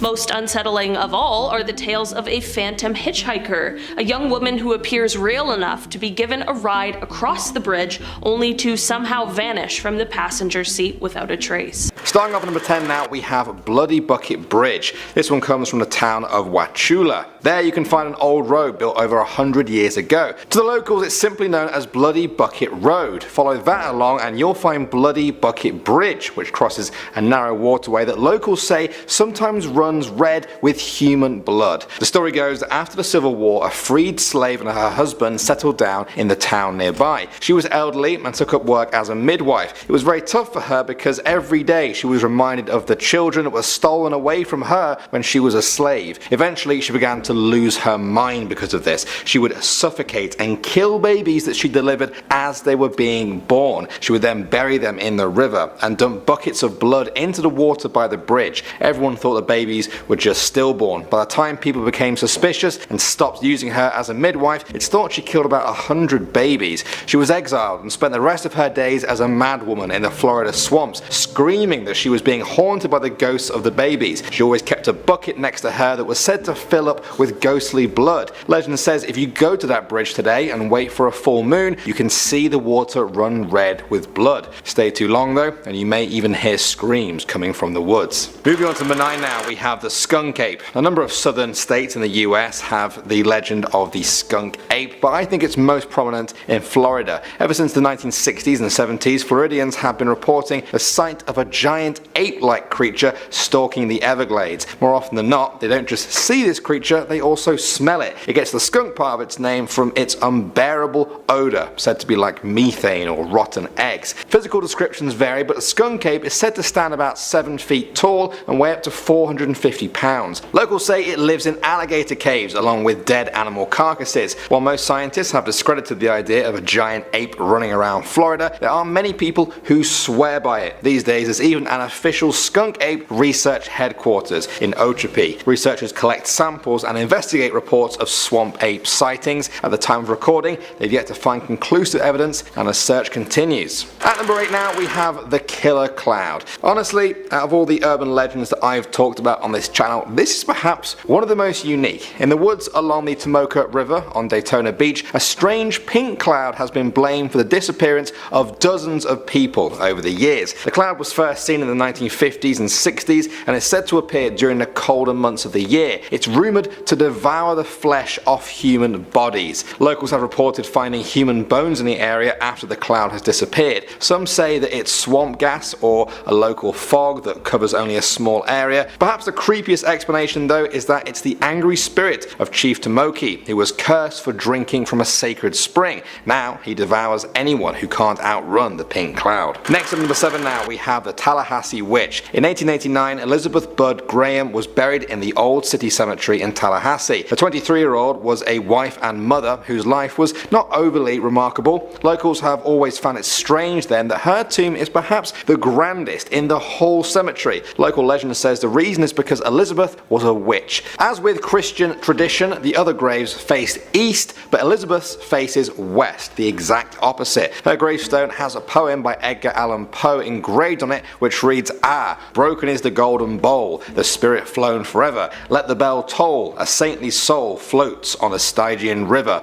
Come, let the burial rite be read, the funeral song be sung, an anthem for the queenliest dead that died so young, a dirge for her, the doubly dead, in that she died so young." Now some people believe this holds clues to her being a witch. Broken in a bowl is said to refer to her killing a vampire. Doubly dead refers to witchcraft, as a witch must be killed twice to die. To this day, locals have reported modern day witches visiting her grave to pay their respects. In our number 5 spot today, we have Uriel Aguilar. The incident involving this man is said to have taken place on June 26, 2008, when Uriel ran into another man named Pedro Trevino at the Prime Supermarket in Mulberry, Florida. The men knew each other because they were co-workers, and there was a bit of a rocky history there because it is said that they had prior altercations with one another. Authorities reported that as Uriel and his brother were leaving the store, Pedro approached them and challenged Uriel to a fight. Uriel agreed to the fight, and when he went to meet Pedro in the parking lot for it, he also brought a weapon along with him. The two began fighting, and this is when Uriel used this weapon against Pedro, which ended up taking his life. After the fight, authorities claimed that Uriel fled the scene and was last seen in the area of Sparkman Road in Plant City before disappearing. Uriel still has an active warrant for this crime. In our number 4 spot today, we have Augustin Lara Nunez. Augustin is another one of those people who caused an accident and decided to flee the scene, fleeing the consequences of their own actions. On October 22nd, 2006, he was driving a 2006 silver Ford truck westbound on State Road 82. As he traveled, he encountered the scene of a prior crash that unfortunately involved a fatality. As a result of this previous crash and the investigation that needed to take place, there was a Lee County deputy who had positioned her marked patrol car facing south in the westbound lane with emergency lights activated, and a detour to avoid this accident had been set up. Like I mentioned, Augustin ended up allegedly coming across it, so it's clear that he wasn't paying attention or just flat out ignored the detour. This ended in the front of his vehicle striking the deputy's vehicle, which sadly ended in fatality for the officer. As a result of this crash, Augustin was charged with DUI involving death, and of course a felony arrest warrant was put out, but despite this, he has yet to be located and brought to justice. It is currently believed that he likely fled the country, but authorities are still on the lookout should he ever try and return to the United States. In our number 3 spot today, we have Jose Arturo Palomino. On February 28, 2009, Jose was driving south of Sample Road in Pompano Beach on I-95 southbound in a 1996 silver Mitsubishi Eclipse. During this time driving, Jose ended up striking and killing a 23-year-old woman who was standing next to her vehicle on the shoulder of the roadway. This is of course tragic, and unfortunately accidents do happen, but it's what happened next that turns this into an even bigger thing. Jose is said to have chosen to leave the scene of the crime. He fled the scene of the accident and later abandoned the car that he was in a field. Turns out that the car he was driving wasn't even his, as he took to calling the owner, explaining that it had been in an accident and that he was sorry for taking it without permission. Despite the time it's been, however, authorities have been unable to locate Jose in order to arrest him on the warrant of leaving the scene of a crash involving a death. Authorities believe believe it is highly possible that he has since left the country. In our number 2 spot today, we have Victor Hernandez. Victor has been on the run since 2018 as he is wanted for taking someone's life. On March 11th, 2018, it is said that Victor killed another man by the name of Luis L. Herrera Kindlin. This crime took place in Miami, and since the incident, Victor hasn't been found.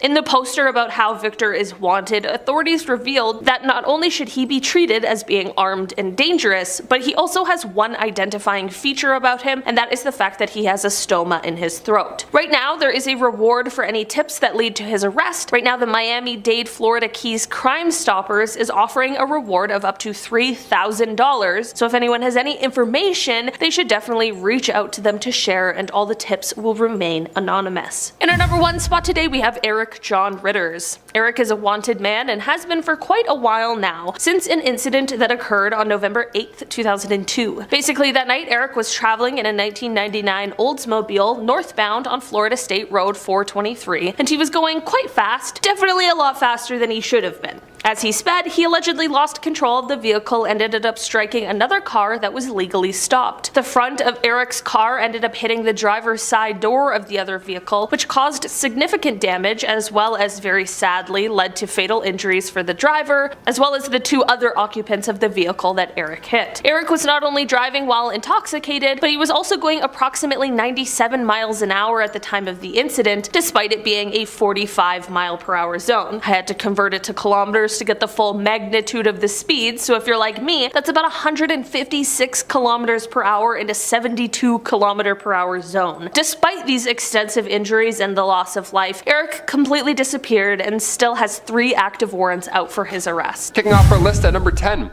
Room 206. This gives me Stephen King 1408 vibes, and I'm not sure that you're ready. Next time you visit Florida, make sure you read every customer review before you check into a hotel, because some of them might be full of ghosts. That might be a thing that you just might have to deal with. Room 206 at the Super on International Drive, apparently it's super haunted. Guests have reported the bed shaking in the middle of the night, probably terrible for your sleep, or freezing cold air even though the AC is turned off. And worst of all, guests have seen their bed look as though somebody was sleeping there moments before, even though it was perfectly made right before they checked in. Can ghosts squat? Is that legal? We've got a couple of spirit squatters in our room. Gotta move. Number 9, Disney on Ice. Many families love to visit Orlando at this time of year. The theme parks there are spectacular, especially Disney World. I went once when I was younger, but I don't recall ever seeing a real life Walt Disney. I don't know. Maybe it has something to do with the fact that he died in 1966. Who knows? But never say never. One of Orlando's oldest tales is that Walt Disney had his body cryogenically frozen after his death. And right now, apparently it's being stored in a bunker underneath the theme park. I mean, that's a bit more creative than being cremated. I'll give him that. It's pretty Walt Disney of him just to freeze himself forever. A grad from the University of Central Florida Film School, Benjamin Lancaster, they actually made a film about this whole idea. It's called The Further Adventures of Walt's Frozen Head. That's a family classic, some would say. Number 8, Scarlett O'Hara's. You're gonna need 2 pieces of ID for this next one, alright? Perhaps the most haunted bar in Florida, located in St. Augustine, Scarlett O'Hara's is haunted by a past owner. Many believe that spirit likes to make itself known to guests. That's always fun. Try and go grab a pint and now you got a ghoul in front of you. That spirit is one of George Coley. Now George sadly bit the bullet one night when he was in his bathtub, so now we have a series of unexplainable events. Plates and glasses will sometimes move across the bar on their own, and the jukebox keeps playing Help Me Rhonda even when it's unplugged. So that's absolutely terrifying. If you want to check it out now, be warned, because it's a full-on tourist attraction at this point. But if you go, you can pose alongside the same bathtub that George Coley died in. Yeah, how lovely is that? Are we going to Disney World? Nah, even better, Scarlett O'Hara's. Yeah, you're gonna love it. Number 7, Stranahan House. You don't want to be stranded at the Stranahan House. It's gonna be bad news. Fort Lauderdale has a few haunted hidden gems, and the oldest house just happens to be the most haunted. What do you know? What odds are that? What odds are that? What are those odds? There we go. The house's OG owner was Frank Stranahan, and today, if you visit ye old stomping grounds, well, you might catch Frank in a photo or 2. It's said that Frank still oversees the place and he regularly shows up in guests' photos. So this ghost likes to photobomb. That's pretty amazing. I kinda like that. I suppose being trapped in the same house for all of eternity, It probably gets a little boring from time to time. Just to pop into a photo, throw some peace signs up, and then disappear back into the walls. Ivy Stranahan, Frank's late wife, she also has made an appearance or two. Nice, true love is haunting the same house forever. Guests have felt a cold hand on their shoulder, and her perfume still lingers in the hallway. Must have been some good strong stuff, nice. Now it's not all fun and games. Augustus Stranahan, aka Frank's father, well, his ghost likes to throw books. It's really aggressive, so heads up for that, I guess, if you go. Cheers. Number 6, the Plaza Resort and Spa. Ah yes, kick back and relax with ghosts. It's just what you want. You're never alone, I guess, that's a plus side. The Plaza Resort and Spa sounds like a relaxing getaway until you start looking up footage of the actual resort. One's gonna get your attention for sure. Back in August 2013, security cameras captured late night footage of this shape-shifting ghost, some sort of spirit, some scary blob. It's bad news, really, in any regard. What happened was the original building was destroyed by fire in 1909, and current staff will testify that they've seen the ghosts of victims caught in that blaze. How they know? I have no idea, but apparently they do know. It's a lot of details for one ghost appearance. One of the most common sightings includes a woman whose spirit is known to mess with the elevators and make items in the kitchen disappear. Okay, really? That last one's for sure an employee stealing food. He's like, oh yeah, I don't know. I think a ghost ate that cheesecake, boss. I don't know, spooky stuff, spooky. Moving on to number 5 now, we have the Devil's Chair. Legend says that in a graveyard in Cassadaga, Florida, is a chair that belongs to the devil himself. It's a wide brick bench that was supposedly built by the devil. Every night at midnight, the devil returns to sit in this chair. It's meant only for him, and if you sit in it, he will have his revenge. Locals say that he whispers evil ideas in your ear while you're in the chair, ideas that will haunt you forever and send you down a spiral of evil doings that will result in you going to hell, where you can join him forever. Another strange addition to the legend is that if you leave a full unopened can of beer on the chair and return the next morning, the can will be empty but still unopened somehow. That's all I know. You'll just have to visit and try for yourself if you want to know more. Good luck. Moving on to number 4 now, we have the Riddle House. This Edwardian house was built in Palm Beach in 1905. From the outside, it looks like nothing out of the ordinary, but its history has attracted paranormal hunters from all over the world. Its original purpose was as a funeral home, housing bodies overnight before their burial. In the 1920s, it was bought by Carl Riddle, who turned it into a home for his family. They were terrorized by spirits of the dead from years gone by. Eventually, one of the Riddle's employees hung himself in the attic room of their house because he saw no way out of the hard times he had fallen upon. Carl wrote in his diary that after that, the energy in the house changed. Employees heard voices where no one was there. Carl removed the beam from which the man had hung himself, but the hauntings continued. The family were forced to leave. Years later, the house was taken apart brick by brick and moved to the South Florida Fairgrounds, and amazingly, people claim those ghosts went with it. They say some evil spirit still lives in the attic, attacking anyone who dares climb the ladder. Moving on to number 3 now, we have the ghost of the St. Augustine Lighthouse. Built in 1874, this lighthouse started out normal, being passed from owner to owner. That was until it came into the hands of Peter Rasmussen. His spirit is said to have imbued itself with a lighthouse. Now, he was said to be absolutely obsessed with cigars, smoking multiple ones a day. All these years on, staff report smelling cigar smoke years after Peter died. Another legend involves a pair of girls, Eliza and Mary Pitty. They were playing in the nearby waters in the late 1800s while their mother worked on the lighthouse. In a tragic accident, the girls drowned. Staff say their laughter can still be heard from the top of the lighthouse every single night. Next up at number 2 now, we have Spook Hill. In the town of Lake Wales, you can find Spook Hill. Locals will tell you that it's a must-see for anyone interested in the paranormal, although you may have already thought that based on the name. Legend says that if you stop your car on the right spot on Spook Hill and put it in neutral, you can experience your car rolling uphill. Most people are happy to just experience it, be a little bit scared and then move on. But for those of you who want to know the creepy side of things, you'll be pleased to know that there is a story meant to explain this. A nearby sign reads, "Many years ago, an Indian village on Lake Wales was plagued by raids of a huge gator. The chief, a great warrior, killed the gator in a battle that created a small lake. The chief was buried on the north side. Pioneer male riders first discovered their horses laboring downhill, thus naming it Spook Hill. When the road was paved, cars coasted uphill. Is this the gator seeking seeking revenge, or the chief still trying to protect his land. And finally, number 1 now, guys, we have Robert the Doll. Now, I've talked about this doll a lot on this channel, and it never gets any less creepy. In 1906, Robert Eugene Tott was given a doll as a boy in Florida. It was a gift from his nanny, who also dabbled in voodoo. The 40-inch tall doll was made of wood, stuffed with wool, and wore a sailor outfit. This is where it gets confusing. Robert gave up his name to the doll. He just gave it up and started calling himself Gene instead. Gene spoke to Robert the Doll all the time and swore the doll was real.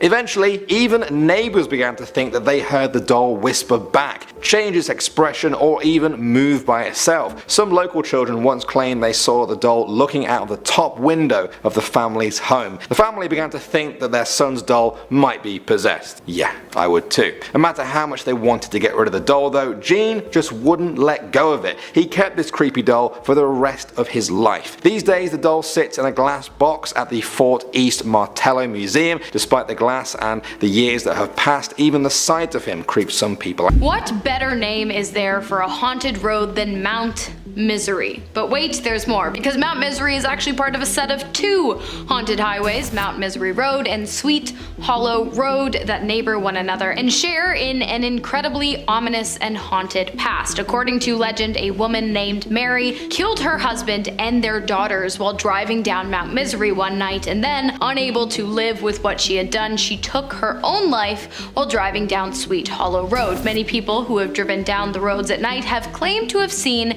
a police officer flagging them down, as he would have done to Mary after she killed her family. Now, when these people get closer to the officer, they realize that the man is actually missing the back of his head. It's a gruesome sight, and at that point they drive away. Also, others claim that at one time the road was connected to the entrance of an insane asylum, which was burned to the ground one night by an angry patient, and that if you listen closely while driving down the road in the dead of night, you can still hear the dying patient's fiery screams.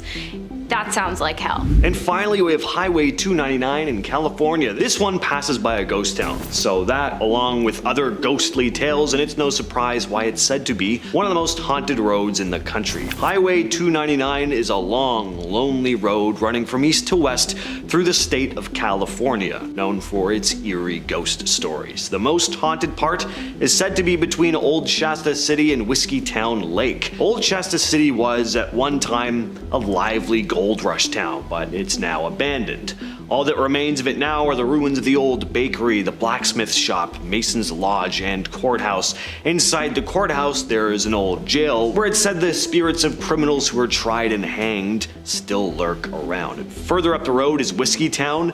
And Whiskeytown is super interesting because there's an entire town submerged under a lake. When the Whiskeytown Dam was built decades ago, the town flooded and its residents had to leave. But some believe that not everyone left, and the spirits of the people who once lived in the town now haunt the lake. And even if they're not haunting it, just swimming where there's an entire old abandoned town below you, that's weird. Built in the mid-1800s, it's named after a young woman who's said to have suffered a tragic fate on her wedding day. The story goes that Emily was left at the altar, and in her heartbreak took her own life on the bridge. Ever since, strange things have been said to happen on and around it. Some claim to see the figure of a young woman in a wedding dress wandering nearby, only there's no wedding happening and it's 2 a.m. in the morning. Others will hear soft sobbing or footsteps when no one else is around. If you're looking for a blend of scenic beauty and a possible ghost encounter this Halloween, Emily's Bridge is worth checking out. Well, you don't hear about haunted zoos very often, but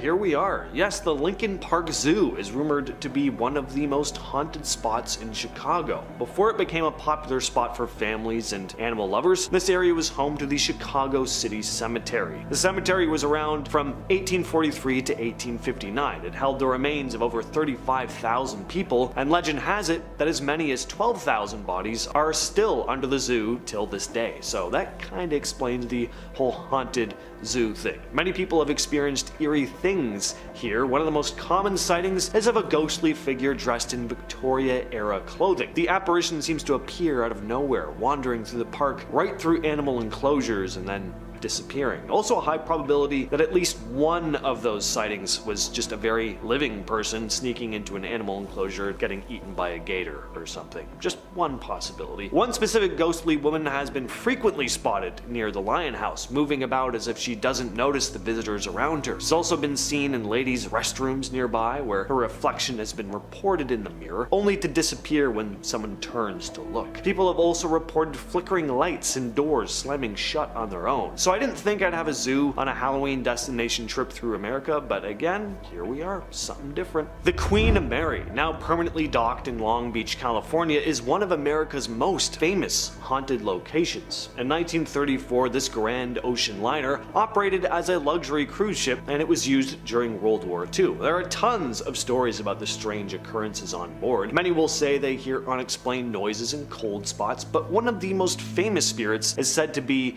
a young girl named Jackie, who reportedly enjoys playing in the ship's pool area. Guests have claimed to hear her laughter and even catch glimpses of her apparition. Another well-known ghost is that of a crew member who died in an accident in the engine room. People have reported hearing footsteps, voices, and machinery sounds when no one else is around. So, if you want to see the place for yourself, there are guided tours that take visitors through its most haunted areas. Next up, we have Savannah, Georgia. Yes, I'm talking about the entire town. Savannah is often referred to as one of the most haunted cities in America, along with New Orleans and Salem. And it's easy to see why. The city's history is full of dark stuff. Battles, deadly diseases, disasters. You have the siege of Savannah in 1779. Then the city was captured by General Sherman during the Civil War. The spirits of soldiers who died in these battles are said to be trapped in places like the Laurel Grove Cemetery. Some will even claim to see them roaming the streets. But it's not just soldiers that haunt Savannah. The city was devastated by a series of yellow fever epidemics in the early 1800s. In 1820 alone, the disease wiped out about a tenth of the population. That's a lot of people. There was also a deadly fire in 1820, which started in a stable and quickly spread, destroying hundreds of buildings. 1820 was just a bad year for them. But this wasn't the first time a horrible fire ravaged the city. There was a pretty devastating one in 1796 as well. The city is home to over 40 ghost tours that go deeper into all that stuff. Anyway, lots to see and do in Savannah around this time of year. The Adams Grove Presbyterian Church in Alabama. This historic Greek Revival style church was built in 1853. Now, it doesn't operate as a church anymore, and from what I've heard, it's on private property, so you may not actually be able to set foot in it yourself, but creepy stuff is said to go on around it. One of the supposed entities is the ghost of a former pastor, said to stand in front of the church at night with his arms raised in prayer right before big storms hit, vanishing as soon as they arrive. Many claim to see other ghostly figures wandering around the church and nearby cemetery, which is considered one of the most haunted in Alabama. Another entity people will claim to see is a shadowy figure with dark red eyes. Others report hearing the sound of crying emanating from inside the empty church.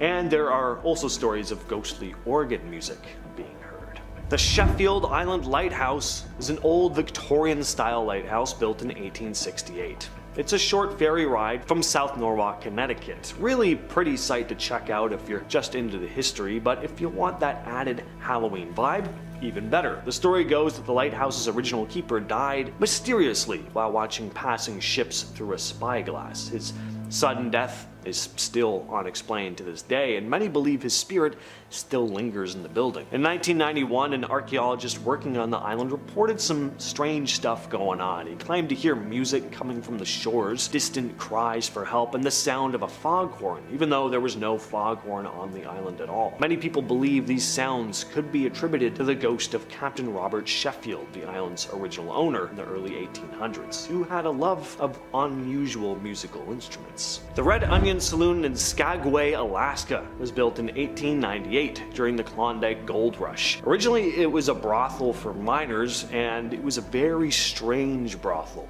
It used dolls to represent each woman working upstairs, and each day 10 dolls would be placed on the bar. Customers would then choose one to indicate which lady was occupied. When the customer returned, the doll would go back to its sitting position on the bar, signaling that the worker was once again available. The Red Onion is of course not a brothel anymore, but it still operates as a bar and a restaurant. What also remains though are those dolls, and possibly some of the workers and guests from back in the brothel days. One of the most famous spirits is named Lydia, a former madame who a number of staff have reported encountering. Apparently you can smell this lingering perfume scent in the room she used to work in, and if you're lucky enough or unlucky enough, you may even catch a glimpse of her. But Lydia is generally pretty friendly, especially towards women. She's known to water plants, caress people's faces, and leave behind also the smell of freshly cut lilacs. Guests have also snapped photos of orbs, white blurs, and even the faint outline of her face. But not all the spirits here are friendly. There's another ghost known as John.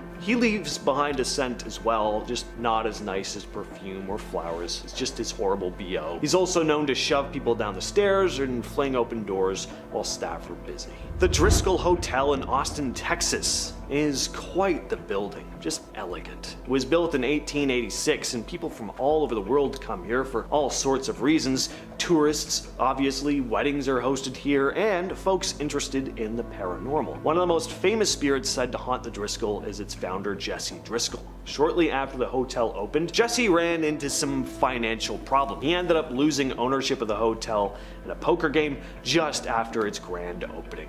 But his spirit has never left. Guests have seen him throughout the hotel, but especially in a room overlooking 6th Street and Brazos. One story tells of a man who woke up in the night to find a man standing by the window smoking a cigar. When he turned on the light, the figure just vanished, but the curtains were still swaying and cigar smoke was still in the air. So Joe Ball was a serial killer. He has a couple interesting nicknames, the Butcher of Elmendorf and the Alligator Man, both of which fit. He fought in World War I, and when he returned to Texas, he started making money as a bootlegger. Then, when Prohibition ended, he opened a saloon. At the back, he built a pond where he kept 6 alligators. He'd often feed live cats and dogs to the gators, but that didn't satisfy him for long. Soon, women in the area started going missing, including his own wife. Now, in 1938, 2 county sheriffs arrived at his property to question him about several of these missing women, and Ball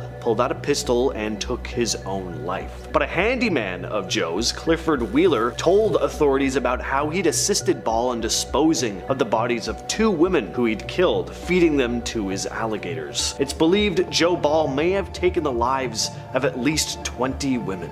Next up, we have a small town in Texas that was once home to a lesser known but incredibly gruesome serial killer, Henry Lee Lucas, who claims to have killed over 3,000 individuals during his criminal career, which spanned from the 1960s all the way into the 1980s. Also known as the Confession Killer or Highway Stalker, Lee Lucas was born in Blacksford, Virginia, and at a young age lost his father to hypothermia, and so his mother was forced to raise him on her own.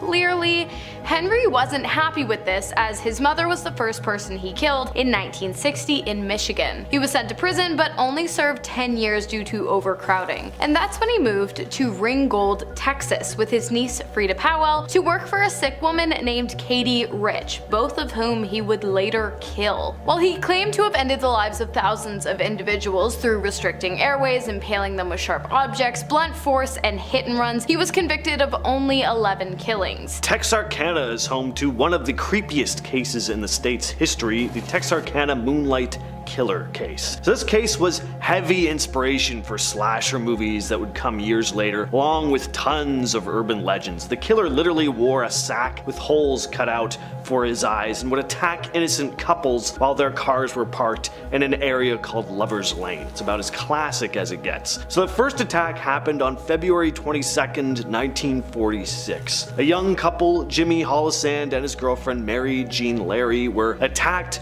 by a man with a pillowcase over his head carrying a firearm. Jimmy was pistol whipped and very injured, and Mary was attacked, but the two lived. Many of the other victims wouldn't be so lucky though. He would attack 6 other people, and it all happened in a period of 10 weeks. The assailant became known as the Phantom of Texarkana, and the case was never solved. Regular hospitals are bad enough, but abandoned and haunted hospitals definitely take the cake, so of course we had to include at least one on today's list. The Yorktown Memorial Hospital, located in Yorktown, Texas, between San Antonio and the Gulf Coast. It was built in 1951 to house and treat those suffering from substance abuse. When the hospital was abandoned in 1980, the living residents and staff members exited the building. But what about those who died during their time in the hospital? Well, it's said that they still inhabit the premises to this day. And no, I'm not talking about 1 or 2 patients who died while under the hospital's care. I'm talking about thousands, over 2,000 to be exact. So really, it's no wonder the place is extremely haunted. Honestly, I'm surprised it didn't open up some kind of gateway to hell and land a spot on the list in our last video. Check it out if you'd like. Those who have entered the building have reported feeling a strange rotting sensation and claim that they can feel the tormented soul's energies in the walls. Not only that, but many people have said they've heard screams and disembodied voices while inside, as well as seeing strange floating lights in the hallways, despite the fact that the building is ancient and has no electricity. If you've been, let me know your experience. Now we move on to Kerrville, Texas, with the case of Janine Jones, a nurse who also terrorized San Antonio. What an absolute creep this woman is. Yes, she is still alive. She took the lives of an estimated 60 young patients in her care between 1970 and 1982. She'd inject patients with a variety of substances that would cause cardiac arrest. She first started working as a licensed vocational nurse at Bexar County Hospital in San Antonio in the pediatric intensive care unit. But hospital staff started realizing that an abnormal amount of young patients were dying in Jones's care. Now, here's where things get really infuriating.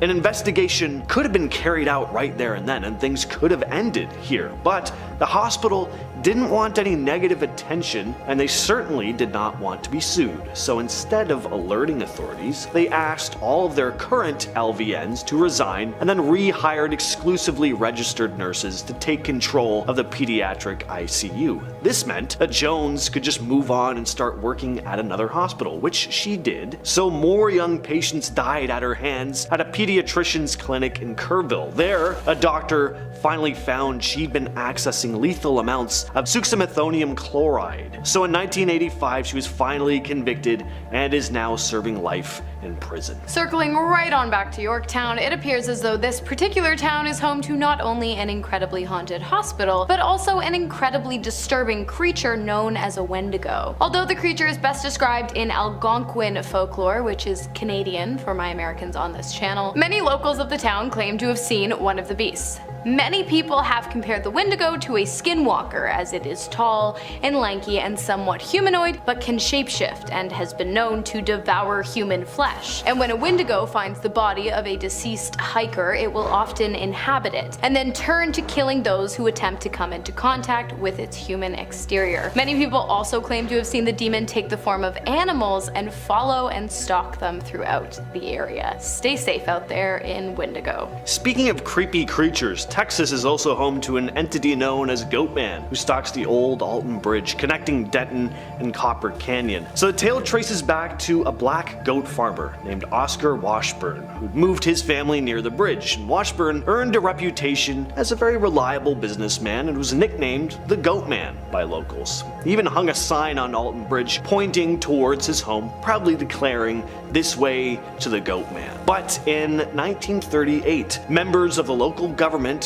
who had ties to the Ku Klux Klan kidnapped Washburn from his family. They took him to the bridge, hung a noose around his neck, and threw him over the side. When they looked down expecting to see him dead though, they found the noose completely empty. Now, locals warn that crossing the bridge at night without headlights, just as the Klansmen did, will summon the Goatman. People crossing the bridge will claim to spot ghostly figures, mysterious lights coming from the woods, and even physical encounters like being touched, grabbed, or having rocks thrown at them from some unseen force. Or of course a half-man, half-goat monster. Next up, surprise, surprise, it's another creepy hospital. Worley Hospital in Pampa, Texas. The institution was opened in 1928 but closed its doors in the 1970s due to lack of revenue. After 40 years of sitting abandoned, the building has become quite a talking point for the town's locals, who claim that it is haunted by patients who died within its walls during its 42 years of operation. After many townspeople people reported seeing a black silhouette in the window of the abandoned building, ghost hunters began to take interest. Those who have entered have been greeted with decrepit and decaying walls, ceilings, and floors that have been heavily vandalized. But it appears as though trespassers aren't the only ones to make their way through the empty halls of the once surgically specialized facility. Many of the patients who died within the building's walls, as well as a 25-year-old nurse who was poisoned while working at the hospital, are said to roam the grounds. People have reported seeing demonic creatures stalking them while exploring the floors of the hospitals, with the majority of the activity taking place on the 3rd floor, where surgeries would have been performed when the hospital was running. Oh,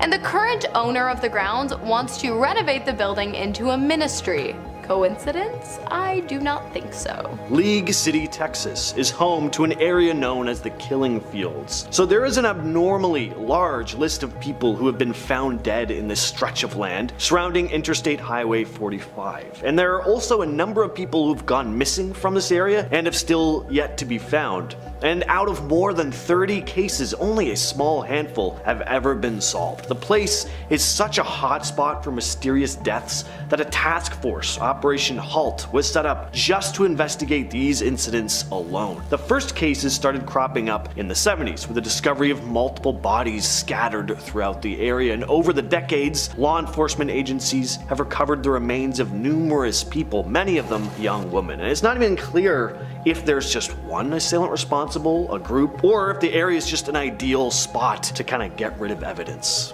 We really don't know. It's a complete mystery to this day. And finally, we have a man with a thing for eyes. Stealing them, that is. It all started in the 1990s in a rural area of Dallas. Is it a town? Not really, but this case is pure evil, so listen up. During the 90s, sex workers began turning up dead at an alarming rate, with one very striking thing in common. You guessed it, their eyes had been completely removed from their sockets. The killer was Charles Albright, also known as the eyeball killer. When he was young, Charles had quite the knack for taxidermy. He would stuff many animals a week, doing his best to make them look pristine, but there was one thing missing: eyes. His mother refused to buy glass eyes for the animals, and so instead Charles would use buttons. When he got a little older, he slept with an sex worker, which led to him getting a transmitted infection. I feel like the pieces are starting to come together. His obsession with the eyes and his hatred for women of this certain profession grew exponentially over the years, and on December 13th of 1990, he took his first life. After violating the woman, he fired a projectile from a handheld weapon, execution style, into the back of her head and carefully removed the eyes of the victim with what has been described as surgical precision. Charles was convicted of 1 killing, but most likely committed at least 3. He was sentenced to death and was executed in August of 2022. Well, all month long we've been going inside some of the most haunted places in South Texas, and to conclude our series, we went to visit what was once called the most violent place in the Old West. Texas has it all, from the Dallas Cowboys to country music, and even some pretty evil cities in between, so let's check those out. Starting off our list today, we have the city of Dallas, which in the late 1990s was home to the infamous eyeball killer, Charles Frederick Albright, born in Amarillo in the year 1933. He grew up troubled with a knack for taxidermy and an anger towards his parents for never buying him fake eyes to use in his projects, and instead forcing him to sew buttons on his carefully curated, glorified, and gruesome stuffed animals. As he got older, Albright became interested in adult activity, and so he decided to procure the services of a professional. But she gave him an infection and he was pissed. A few years later, on December 13th of 1990, his anger turned to action. He violated and killed a working woman before carefully and completely removing her eyes from the sockets. 2 months later, another worker was discovered missing her eyes, and a month after that, a third.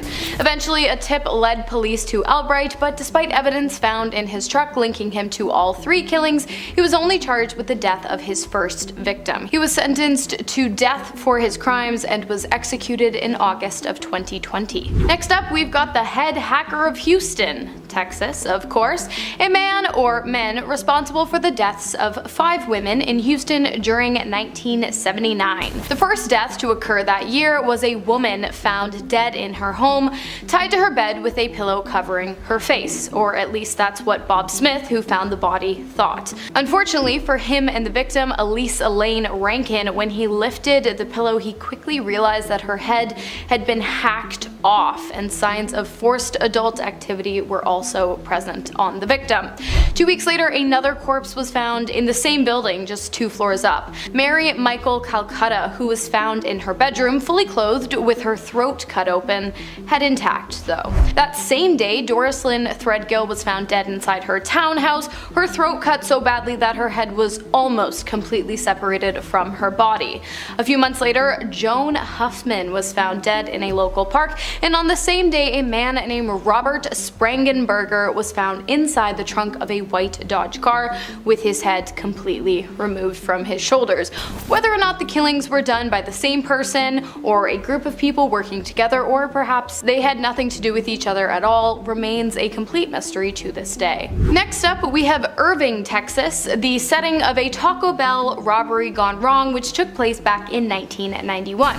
On January 6th of that year, 2 men, Jesse San Miguel and Jerome Green, forced their way into the local Taco Bell and then forced 4 employees into the restaurant's walk-in freezer. Miguel and Green then ransacked the establishment, emptying all the registers and shoving anything valuable they could find into bags. Initially, the 2 had agreed that neither one of them were going to cause any harm to the employees, but before they left, San Miguel had a change of heart. He returned to the walk-in freezer and asked the 4 victims to give him a good reason why he shouldn't kill them, before firing at and killing them one by one at close range. Miguel and Green then fled the scene, but they were arrested just a few hours later. Miguel was sentenced to death and executed on June 9th of 2000, and Green was sentenced to 50 years behind bars. Next up, we have Yorktown, home of the former Yorktown Memorial Hospital, where at least 2,000 people died over the years due to both physical and mental illness, gross mistreatment, self-inflicted injuries, and purposefully inflicted injuries. The hospital opened its doors in 1951. By 1990, it was completely abandoned, but it was later reopened by the city to be some kind of dark and twisted tourist attraction. Here's the thing, during the time the hospital was running, like I said, patients were grossly mistreated. In one instance, Dr. Lean Norwierski purposefully slit open a patient's throat while performing a procedure. In many other instances, patients were denied food or access to proper care for physical injuries, as well as the mental ailments that led them to becoming imprisoned in the facility in the first place. Today, the ghosts of the deceased patients are said to vengefully roam the halls of the former hospital. I don't blame them. Not only that, but the ghost of a particularly cruel nun known to torment the patients who worked on the ground is also said to inhabit the building, punishing those wearing unacceptable hospital clothes and sporting tattoos by pushing them, scratching them, or forcing them out of the building. Next up, we have Childress, Texas, which between 1988 and 1991 became infamous for a series of assumed satanic-based crimes. The first death to occur in the town was that of Tate Rowland, who was found dangling from a tree. Police ruled that Tate had taken his own life despite his friends and family insisting that there was no way that could be the case. But police suspicions did begin to rise when Tate's sister, Terry Trosper, was found dead in her bed after having choked on her own vomit after ingesting substances used to treat anxiety and major depressive disorder. Rumors had been flying around town that Tate had been a member of a local satanic cult, and one person claimed that they had even seen the young man eating a Bible. And the suspicions of his involvement in dark worship only grew after his funeral, which was attended by unknown people who were heard chanting under their breaths during the service. Soon after, a friend of Tate's deceased sister Terry was also found dead with a note that read, "I know something that the cops don't know. I know who killed Terry. I can't live anymore." After the new information, police re-autopsied Tate's body and found that he had ingested the same substance as Terry prior to his death. And a closer inspection of Terry revealed that she had been violated before her death. Although the police now fully believed that foul play was clearly a factor in the two deaths of the brother and sister, no arrest was ever made. But authorities did put out pamphlets outlining what to look for in cases of ritualistic killings. Next up, we've got the Lubby's Cafe killings, which took place in Killeen, Texas. On October 16th of 1991, George Hennard drove his pickup truck right through the window of Lubby's Cafeteria in Killeen, Texas before open firing on patrons of the restaurant, which resulted in the deaths of 23 people. When police arrived, he entered into a violent standoff with the officers. He fired, they fired, and Hennard became badly injured. He was instructed to stand down, but he didn't, and instead he turned the weapon on himself and took his own life. Police found a movie ticket stub for the Fisher King, and the fact that his actions closely mirrored the events of the film are what led authorities to believe that he was inspired by the film to do what he did. When Harry entered the restaurant, he screamed, "All the women of Killeen and Belton are vipers," and then he began firing at people while ranting and making snide remarks. Surprisingly, however, despite his intense hatred towards women, he was a known womanizer, he did let a mother and daughter flee the scene before beginning his spree. Next up, Mount Pleasant, Texas, of course. On May 10th of 1982, 3 Pizza Hut employees, Howard McLean, Shirley Thompson, and Greg Dwayne Landrum, were killed during a robbery gone wrong. The trio were closing up the restaurant when Calvin Paget and Max Daughtry entered the establishment demanding money. The problem was there was only $100 in the register. Paget and Daughtry became enraged and, in a fit of anger, fired a projectile at McLaughlin, fired at and beat Landrum, and fired at, beat, and impaled Thompson, all to death. When police arrived at the scene, the bodies of the deceased were found stashed away in the restaurant's storage area. Both Daughtry and Paget were eventually arrested. Daughtry received 30 years in prison for causing the death of Landrum, and Paget received 2 life sentences for causing the deaths of both Thompson and McLaughlin. Next up, we have the pure evil that took place in Austin, Texas, all the way back in the early 1880s. On December 30th of 1884, a black female house worker was found dead on a patch of snow in the city. She had been impaled in the stomach, chest, arms, and legs before being struck in the head with an axe. A few months later, on May 7th of 1885, another black houseworker was found dead, struck in the head with an axe. After that, Irene Cross was found dead after being impaled several times with a large blade. Her death was then followed by the death of Mary Ramey, who was violated before being impaled through the ear, and the next was Gracie Vance and Orange Washington, beaten to death. All of the women fell under the same description. They were all black and they were all houseworkers. After that, the killings did die down, but no one was ever convicted for the deaths of the women. It is believed, however, that a fellow worker, Nathan Elgin, might have committed the crime, as it was confirmed that he was in close proximity to where most of the crime scenes during the time in which the killings would have taken place. Unfortunately, investigators were never able to question Nathan, as he was killed while trying to attack a woman with a large blade.